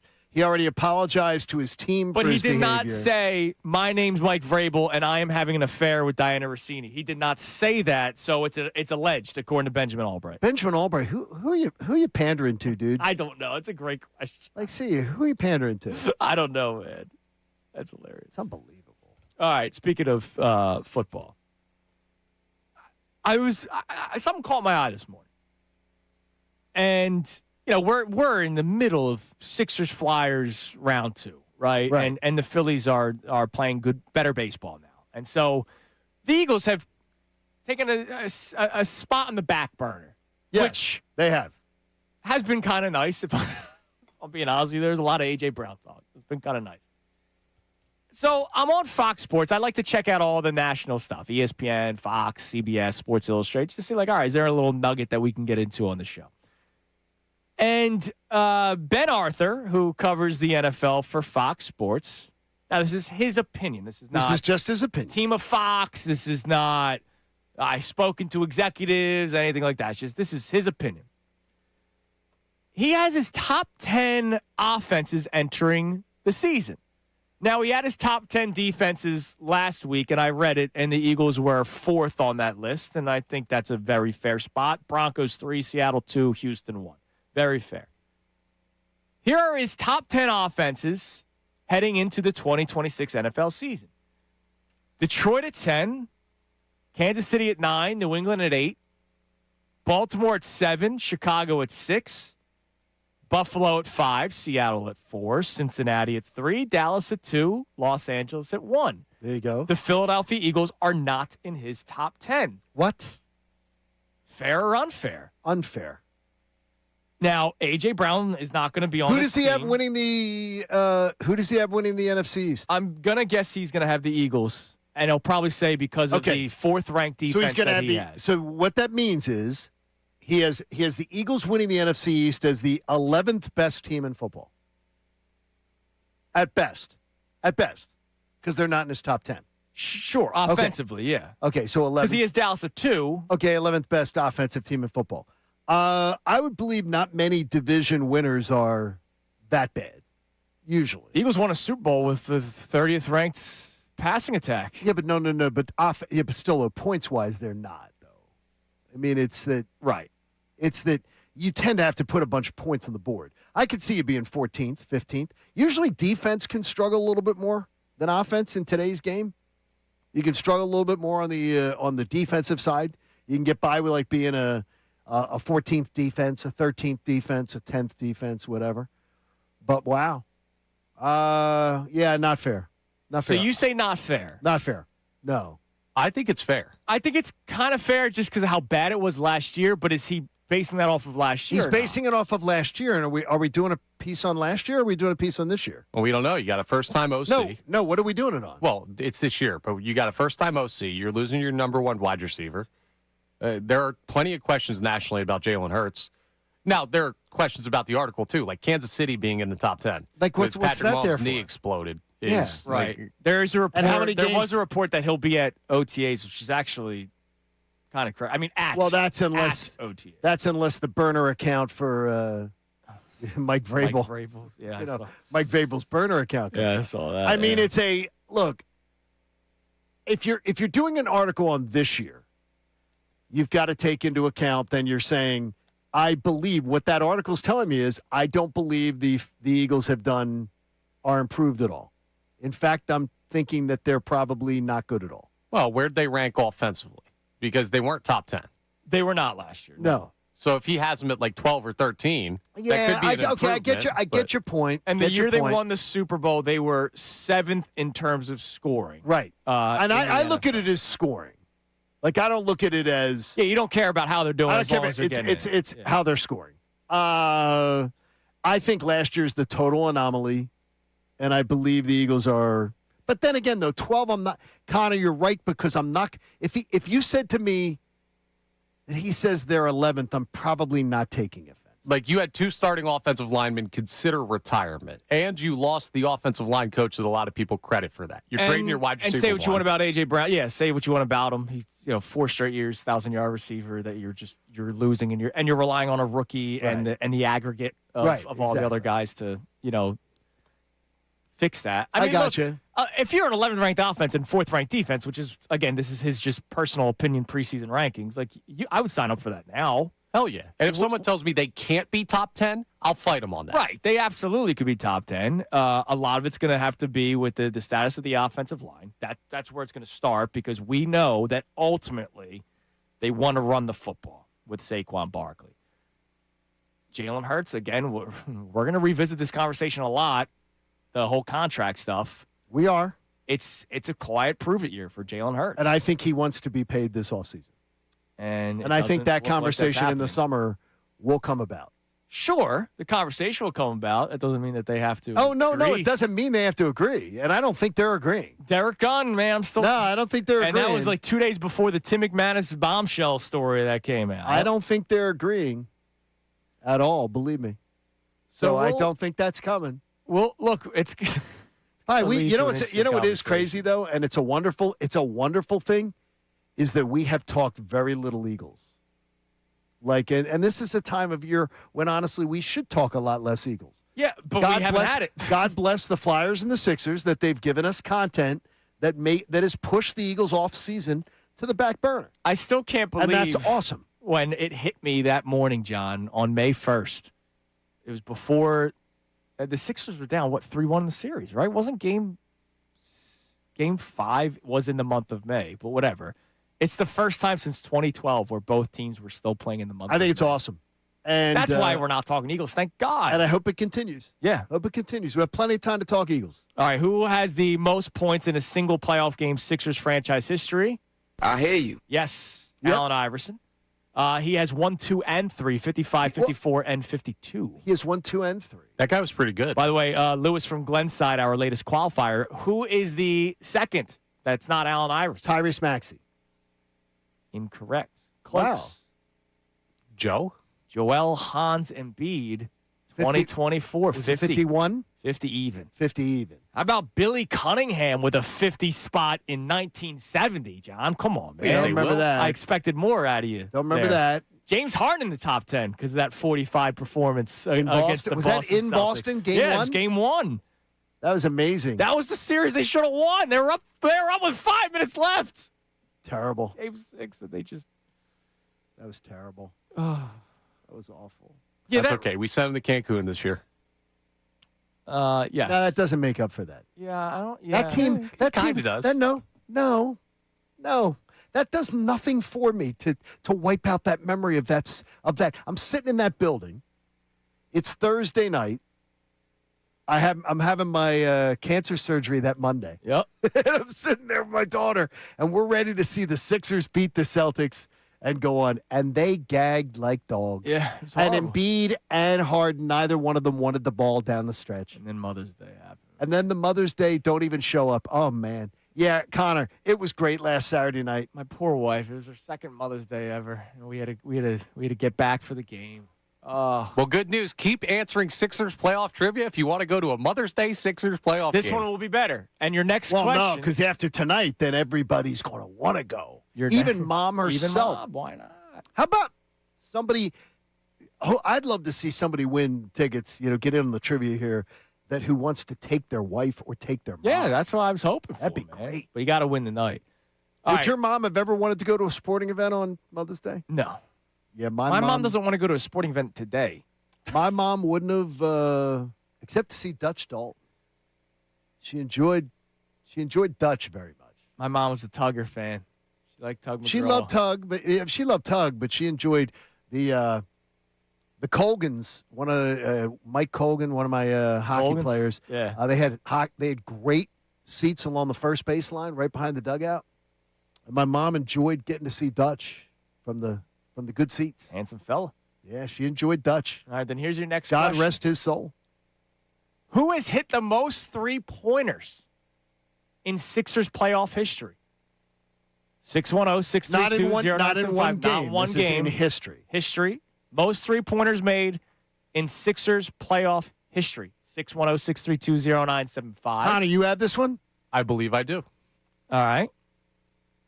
We will get that answer on the other side. I can hear John saying it. John, you are incorrect. I can hear. Well, I gave two answers to Connor. I heard the first one. Okay, the I have another one. It's so. All right. I don't know if But it's weird. I don't know if it's right. I don't think it's right. I don't think it's right. But I gotta see something. Might be too small sample size. Those are some good. You've got some good questions because they're not vague. No, you're not asking stupid vague ones. Hell yeah, which is good. By the way, big day for me. Why is that? Did you guys see what the U.S. Department of War dropped today? What happened? I don't think wording it like that is the way. What happened? What did Pete Hegseth do this morning? War.gov/UFO. What? Wait, we got it? We got photos, brother. No, we don't. No, we do not. We got photos. Yeah, it's just Lakers, Spurs, Victor Wembanyama, Spurs, Timberwolves, Victor Wembanyama. Wait. We got like the unredacted files are up now or stuff and everything. By the way, you always believe there's UFOs, right? Always. Oh, So hell have I. yeah, there are. So have I. And I've been open to being taken. Now I don't I don't believe in that. I don't believe we're talking about little green men have been walking around the earth. Hey, No, if you're stupid enough, yeah. everything's unidentified. Yeah. I told you there's this thing in the desert out in Vegas where they have the drawings of the spacemen on the stones. Oh, hell yeah, man. On the stones that were done by the Indians back in, I don't know what era. Yeah. So who knows? Who knows? There's photos, man. Wow. It's a big day for me. Oh, you're going to be down that rabbit hole. Yeah, forward me that. I haven't listened to a word you've said the last half hour. Uh-oh, that's If I'm being terrible. honest. Well, you haven't missed a ton, but you can always go back and at youtube.com. What did you think about Ben Arthur's offensive rankings? I don't There we go. remember. All right, coming up next. How different is this series for New York with or without Joel Embiid? There were a lot of members of New York media that said, not good for the Knicks that Joel Embiid missed game 2. James Edwards covers the Knicks for The Athletic. He joins us next. Kincade Salciunas, 97.5 The Fanatic. All right, my beautiful niece, Nicole, is getting ready to graduate from Ruston High School. Congratulations. And I'm sorry, Nicole. Dad still has not cleaned out that garage. He has not gotten a bagster, the dumpster in a bag. He has ignored my pleas to go to a local Home Depot, Lowe's, or a home improvement store and spend just $29.99 before your graduation party next month. He does not want to just take $29.99, set up a bagster, clean out the garage, and make it stop looking like some homeless shelter. You know, he loves you. He does. But he's never taken the time to just spend one day to get that garage looking great. And that's what you can do with a bagster, the dumpster in a bag. A 3-cubic yard dumpster in a bag that's simple and easy to use. So simple that I could set one up. You set it up in the driveway, you take all the junk out of the garage, you throw it all in there, and then you set up a pickup time, and it'll be gone. It'll be cleaned up. So when Nicole's friends come over and go get a beverage in the garage, they're not going to be embarrassed by like, wow, why does your dad have all your brother's like sports stuff? Aren't they like 30 and 28 now or something? Isn't that crazy? Get yourself a bagster. Don't be like Joe. Go get a bagster. Go clean out that garage, clean out that attic, do that home improvement product. It's the dumpster in a bag. $29.99, your local home improvement stores. Go get it today. Now on 97.5 The Fanatic Sports Update.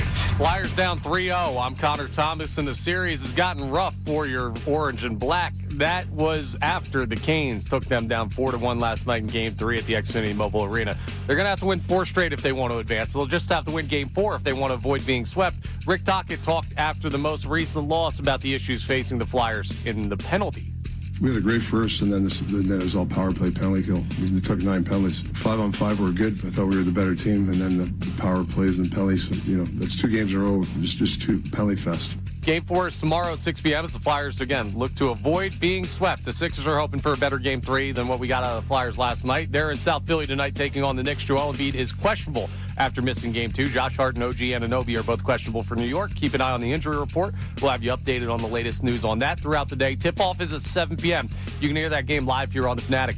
Phil's got smoked last night, 12-1. The final, Andrew Painter gave up 8 earned against the A's in that series finale. They'll start a home series with the Rockies tonight at 6:40. Coming up next, James Edwards, who covers the Knicks for The Athletic, will join us to preview Game 3. This update is brought to you by Foreman Mills. 2201 Cotman Ave is coming. Grand opening Thursday, May 14th. First 100 adults in line get a free gift card. I'm Connor Thomas for the home of the Sixers, Flyers, and Union. 97.5 The Fanatic and The Fanatic.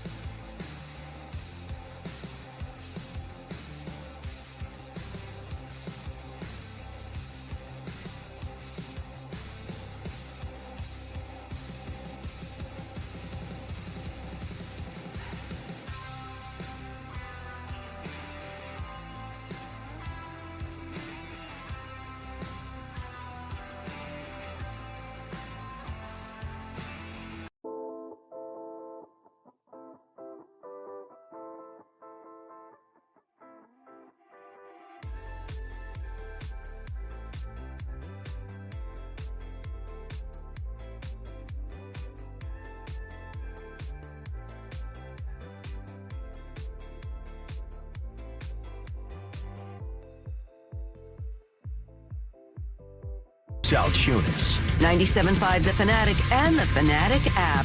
The final hour of Kincade Salciunas is presented to you by The Bagster. It's a dumpster in a bag. You can get yours today at Home Depot and Lowe's. You need details? Go to Bagster.com. All right, it's 9:31. I'm now locked in on this UFO stuff, John. Okay, you are in distraction mode.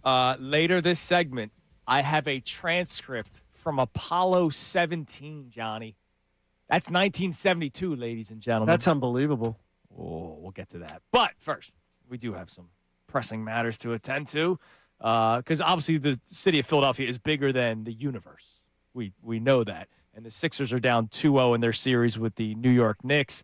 And what was really interesting the other night, when it comes out, the other afternoon, when it comes out that Joel Embiid will not be playing Game 2, I saw a lot of members of New York media say, "Oh, wow, the Sixers got better defensively. This is a whole different matchup."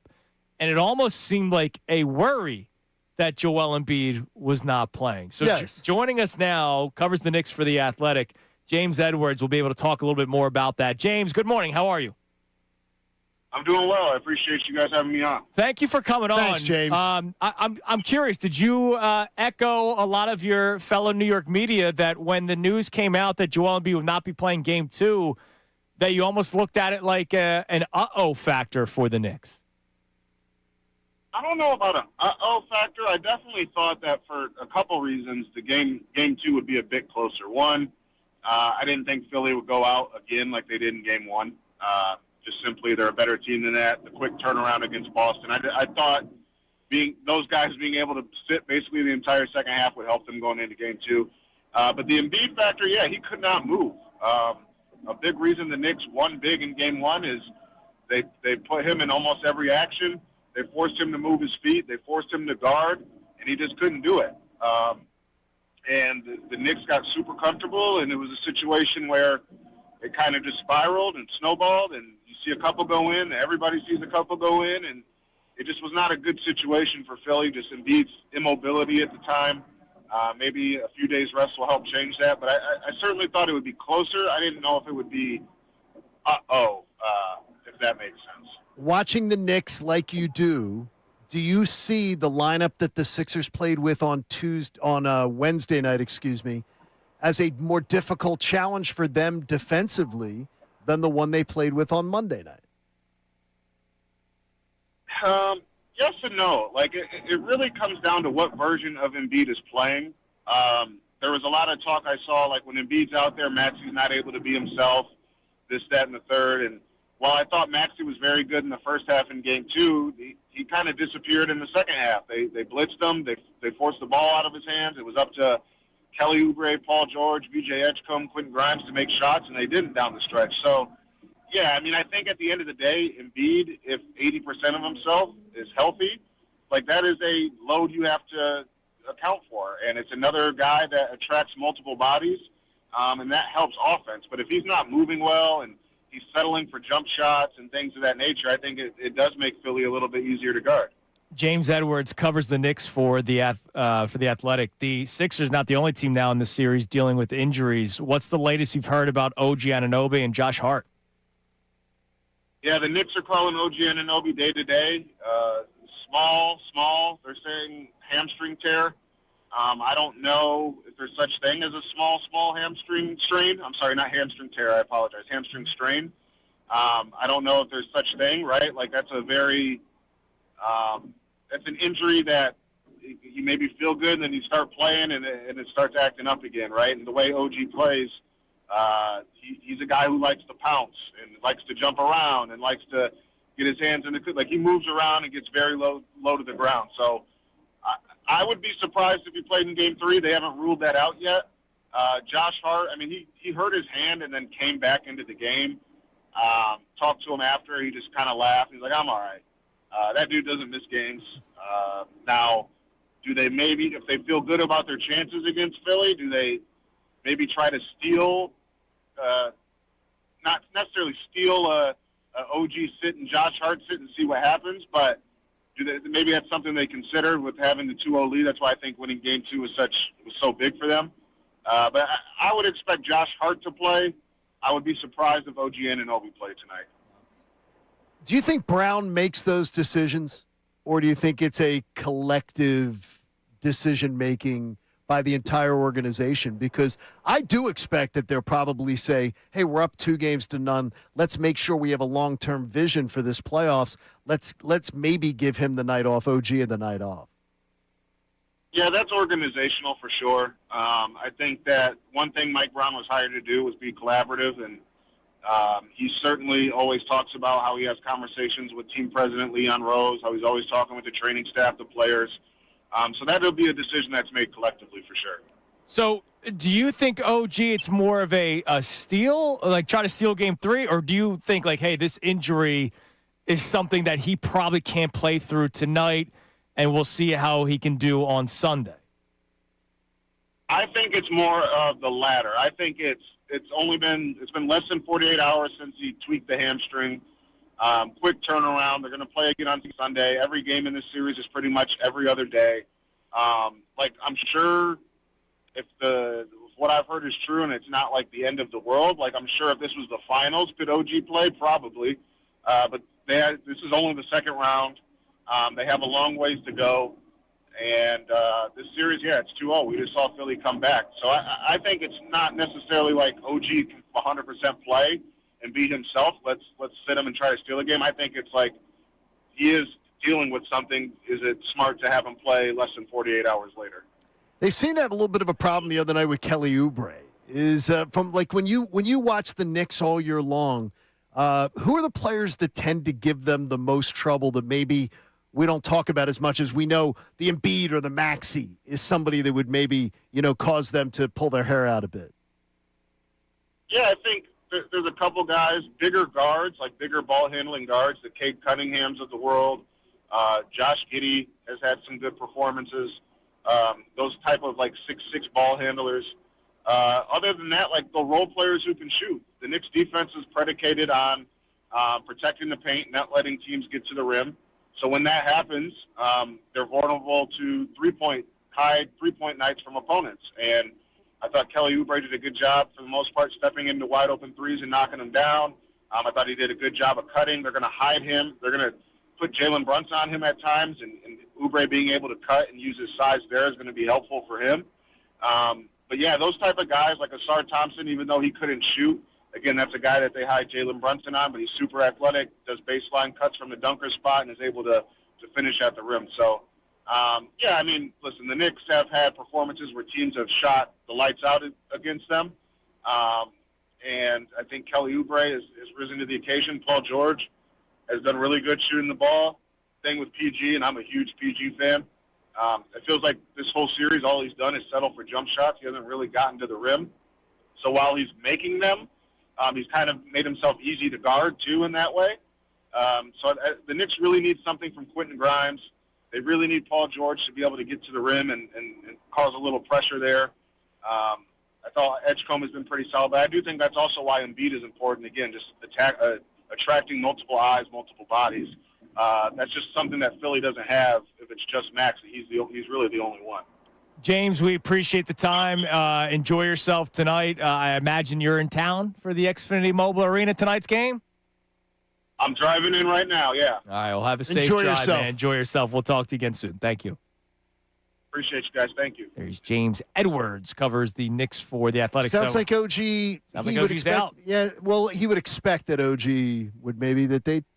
I think it's the smart play if you're New York. Yeah, that's what I think the line is. I think it's a smart play. Yeah, the line, Sixers, again, 1.5-point favorites going into tonight's game. And that puts more pressure on the Sixers, honestly. I don't think anything puts more pressure on them.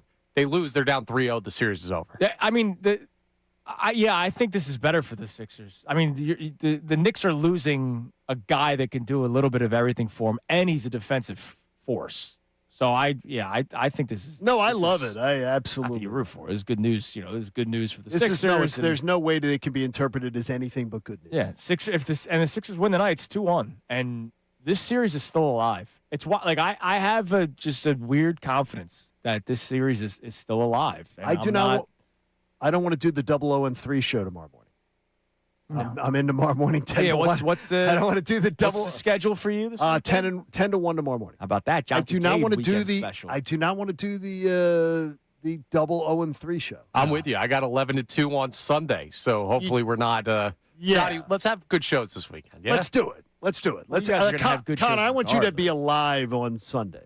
Let's have the Flyers be That'd alive. ideal. The Flyers I be hope you're alive too. and everything, and then you go see your mama afterwards, right? Yes. Okay. Good. Dinner at 6. Good. Go see mama, and wish her the best. All And your right. mama too. Yeah, of course. All right, John and Clementon, our latest qualifier. The correct answer for the most three-pointers made in a We're talking about practice. all-time is Allen Iverson. I thought because I just gave an Iverson question that would stump some people. I thought that would stump me too. My question was Kyle Korver. Didn't play enough playoff Didn't games. play enough playoff games. One and then, series with the Sixers. Yeah, exactly. Then I was like, okay, he didn't play it. JJ didn't either. And JJ didn't either. Yep. that was Maxey It'll be Maxey by the end of this series. is 5 shy of Allen Iverson, so Maxey will eventually. He's 5 shy, so Yeah, like it's this, done. like this series, It's he's done. going. Yeah, he will be the tonight. hope. Tonight. That'd be nice. He made one last. in the last game. Tonight. Andrew, positive messaging. Tonight it happened. Well, no, I was looking forward to the Embiid 50 spot, but Tonight. we've got a very bright particles or fragments or something that go drifting by as we maneuver. Over. Roger that. Understand. There's a whole bunch of big ones on my window down there, just bright. It looks like the 4th of July out of Ron's window. Now you can see some of them in shape. They're very jagged, angular fragments that are tumbling. That was from 1972. Space rocks. Wow. They were lit up, and there's photos of it, dude. Chloe space Dude, rocks. I'm locked in, man. For us believers, it's a big day. It's a big day. All right, coming up next. Speaking of us believers in the Sixers. We put together a parlay. We were one leg shy last time. And Tyrese Maxey missed by 2 threes. Can we get it this time? Maybe. We do that next. Kincade Salciunas, 97.5 The Fanatic. Okay, let's see if you're going to live bet. You only want to be one place, and that is the BetParks app. It's so awesome, and I got a new offer for you. If you want to do some live betting, there's always another way to win. Game 3 tonight. 1.5-point home favorites. Philly over New York. Bet more than the score, though. You can bet individual player performances, points, assists, rebounds, and more. The only online casino and sportsbook app that I recommend to you, and it's so much fun. New users can also get up to a $500 bonus back plus 250 bonus spins on the new soccer-themed slot game called Gold Trio Soccer. BetParks online casino and sportsbook app. You play classic casino games. You bet live sports. It's so much fun. Plus, live bet all your favorite sports while you're watching the game. You got basketball tonight. You got baseball the next couple nights. You got hockey tomorrow. It's time to play on the BetParks online casino and sportsbook app. You got to be 21 in Pennsylvania, Jersey, Michigan, or Maryland. If you need some details on the deals, check out betparks.com for the terms and conditions. The casino bonus has got to be wagered. So check it out. Should you have a gambling problem, please call 1-800-GAMBLER. The Flyers have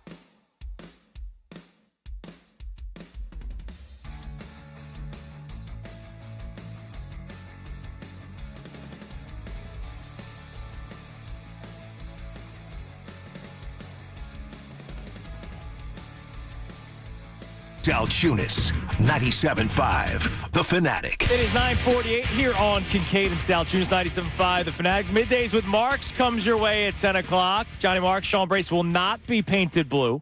They paid off their bet yesterday. Good on both of them. Fantastic. They got you set, Game 3. A lot of Sixers-Knicks talk tonight. Obviously, Game 3 reaction to last night's Flyers loss, unfortunately.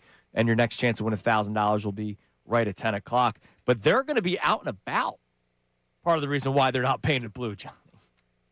They're going to be out and about. I know you're going to stop by and see them. Go check them out. Yeah, I'm going before I play golf. I'm going to stop by Aronimink. PGA Championship merchandise store at the Aronimink Golf Club in Newtown Square. They'll be doing the show there, and each hour they'll be giving away a $100 gift card to the merchandise store. So make sure you go there in person, check them out, go say hi, and hopefully you walk away with $100, and then you can use that right at the store. 2026 PGA Championship, not until next week. But you can jump on the merchandise with John and Sean in the 50,000 square foot PGA Shop merchandise store. It opens this weekend, no tickets required, 9 a.m. to 6 p.m. Friday, Saturday, and Sunday. Of course, check out John and Sean there. That's really cool. They're going to have a great time. You'll enjoy it out there. Be careful on the roads out there. There's a lot of deer. As you head out towards Aronimink. How about that? And the roads go up and down. A lot of accidents, so just be very careful. Saw a fox on the golf course yesterday. Lots of foxes out there, too, in Landview. Biggest fox I've ever seen in my life. Huge. Big fat one? Had a lot of bunnies. Had a whole family. Not a lot of bunnies in the area. No, I know. Yeah, I don't. We have not seen many bunnies, but we have some. We have a big fox family near us too, and not a lot of bunnies anymore. No, that's their amazing. prey, unfortunately for the rabbits out there. Oh boy. All right. Let me ask one more question for you guys. Because we're up against it. So we have to announce our winner for the pair of tickets for Game 4. Sean is drawing it right now in the back. All right.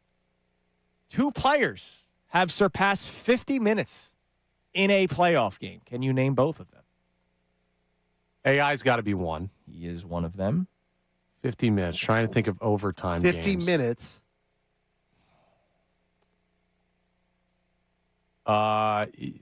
Joe? No, Maxey. Maxey. Yeah. Maxey. In the Knicks game. I love Joel. In the Knicks game, I wasn't right? sure if earlier in his career there was overtime. I love Joel Embiid. Do you think Joel Embiid's ever... No. I was trying to think about deep overtime games like that Toronto series or something. Yeah, you think Joel Embiid's ever playing 50 minutes in a basketball game? No, Maxey's the obvious answer. Come on, man. Let's take a shot. God. Leave me alone. I love JoJo. You think he's playing 50 minutes? Go look at your aliens. Dude, I'm all aliened up right now. Yeah, take a half off. All right, let's talk Sixers, Knicks from a Vegas perspective. Sixers are 1.5-point favorites. I like it. I'm going to put it in as an SGP. No, I'm absolutely doing it. You might as well do No, I'm taking the money line. I'm not taking the 1.5. Oh, why take the 1.5? So if they win by You think they're winning the game, right? Yes. So why would you take the money line? Why would you take the points? Makes it a little juicier. Yeah, it's just take it. So you're going money line. Now, you can do either one. No, you know what? Let's lay the points. Let's go for it. It's not going to be a 1-point game. Sixers are going to have some fun. Let's do it. We'll lay the points. All right, I like that. Player points. They have Joel Embiid listed at 26.5. I don't know if I want to bet it because I don't know. Not touching. I don't know what happens as the game goes on. Feed me the Maxey numbers. So Maxey's points are 25.5. Easy over. You're going easy over. You know I am definitely doing that. I'm doing it right now. You know whose number is oddly low? And I wonder if they're thinking that if Embiid's back, he doesn't do as much. Who? Edgecomb's just 12.5. He's been all over the place. Like there's some low, and then he in the last 4 games he would have covered that only twice. I don't know. I know 3 times. 3 out of the last 4 games he would have covered. I don't think you win if he doesn't give you like 15. That's what I'm saying. So if you're taking Sixers money line or like giving the points, here's my thing. You could make the case that like 3 guys out of the starting 5 hit their over. Because who's the scoring on the bench? There is none. Like. They have no scoring off the bench because they traded Jared McCain. No, absolutely. Like, I'll go over on that one too. So if we're going over Maxey and we're going over Edgecombe, your other 3 starters, Embiid, I'm too scared to do that. Give me what's the number on what's the number on a guy that I have not given his due this series? Because I Rob Thompson? No. Kelly Oubre is only 11.5. Yeah, he's streaky. He's the dicey It's one. right, because it's just as I don't. The Knicks have had a problem with Kelly Oubre. 11.5, he would have covered 3 out of his last 4, just like Edgecombe. It's not the worst place to look. It's really but I mean, are we going 3 overs? Do you think it's more Paul George or Kelly Oubre that has an offensive night tonight? Paul George 8 plus 3s. You can get it for plus 4,000. All right, I'm probably not going to do that. No, 10 will win you I'm $400. shocked. Wow. How much is 3 for Paul George? 3s for Paul George. His number is 2.5 again. It was 2.5 the other night at plus money, which I don't know why. Now it's minus 148, but I would take the over. I mean, that's what he's doing. That's all he's doing. I'd do that. Right That'd be fine with that. Is Yeah. shooting 3s. Do we double down on the maxi 3s? What's his How line? many? 2.5 again. Yeah, take it. It was 2.5 the last game, and he hit 1. That was the one. I would have won a nice little payday, Tiger. Yeah, run it back. All He right. owes you. That's the big story How of this about, series. how about this? Yeah, Can I have the first quarter line? Ooh, yeah, I could, spicy. I could do that for you. Let me see the first quarter line. You are so quick a navigator, by the way. Yeah, you really navigate these things well. The Sixers are because I'm a minus user of the 1.5. FanDuel Sportsbook. Okay, I app. love the first quarter line. You like the first quarter line? Yeah, I as would well. love them out of the box fast. Yeah. All right, so if I throw that in there.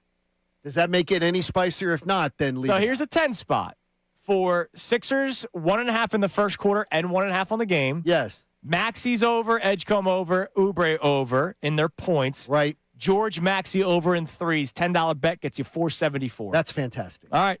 Or you There's our could bet. just take 8 plus 3s from Paul George, whichever way you'd like to. No. Just do Come that on, too. Connor. Congratulations, John from Clementon, the winner of the Sixers tickets game 4 at the Xfinity Mobile Arena when they tied the series at 2 games apiece. All right, everybody have a great rest of your day. Hey, moms, happy Mother's Day out there. We love you all. We love you, moms. Miss you, Mom. Moms are the reason why this world My spins. wife, a great mom. So is your Damn wife right. a great mom? And I'm Connor, your mama? sure alien moms are great too. We'll find that out when more documents come out. We'll be checking. Everybody have a great rest of your day. Have a great weekend. Go Sixers. Hopefully the Flyers extend the series. Middays with Mark's next. Talk to you Monday. Now on 97.5 The Fanatic.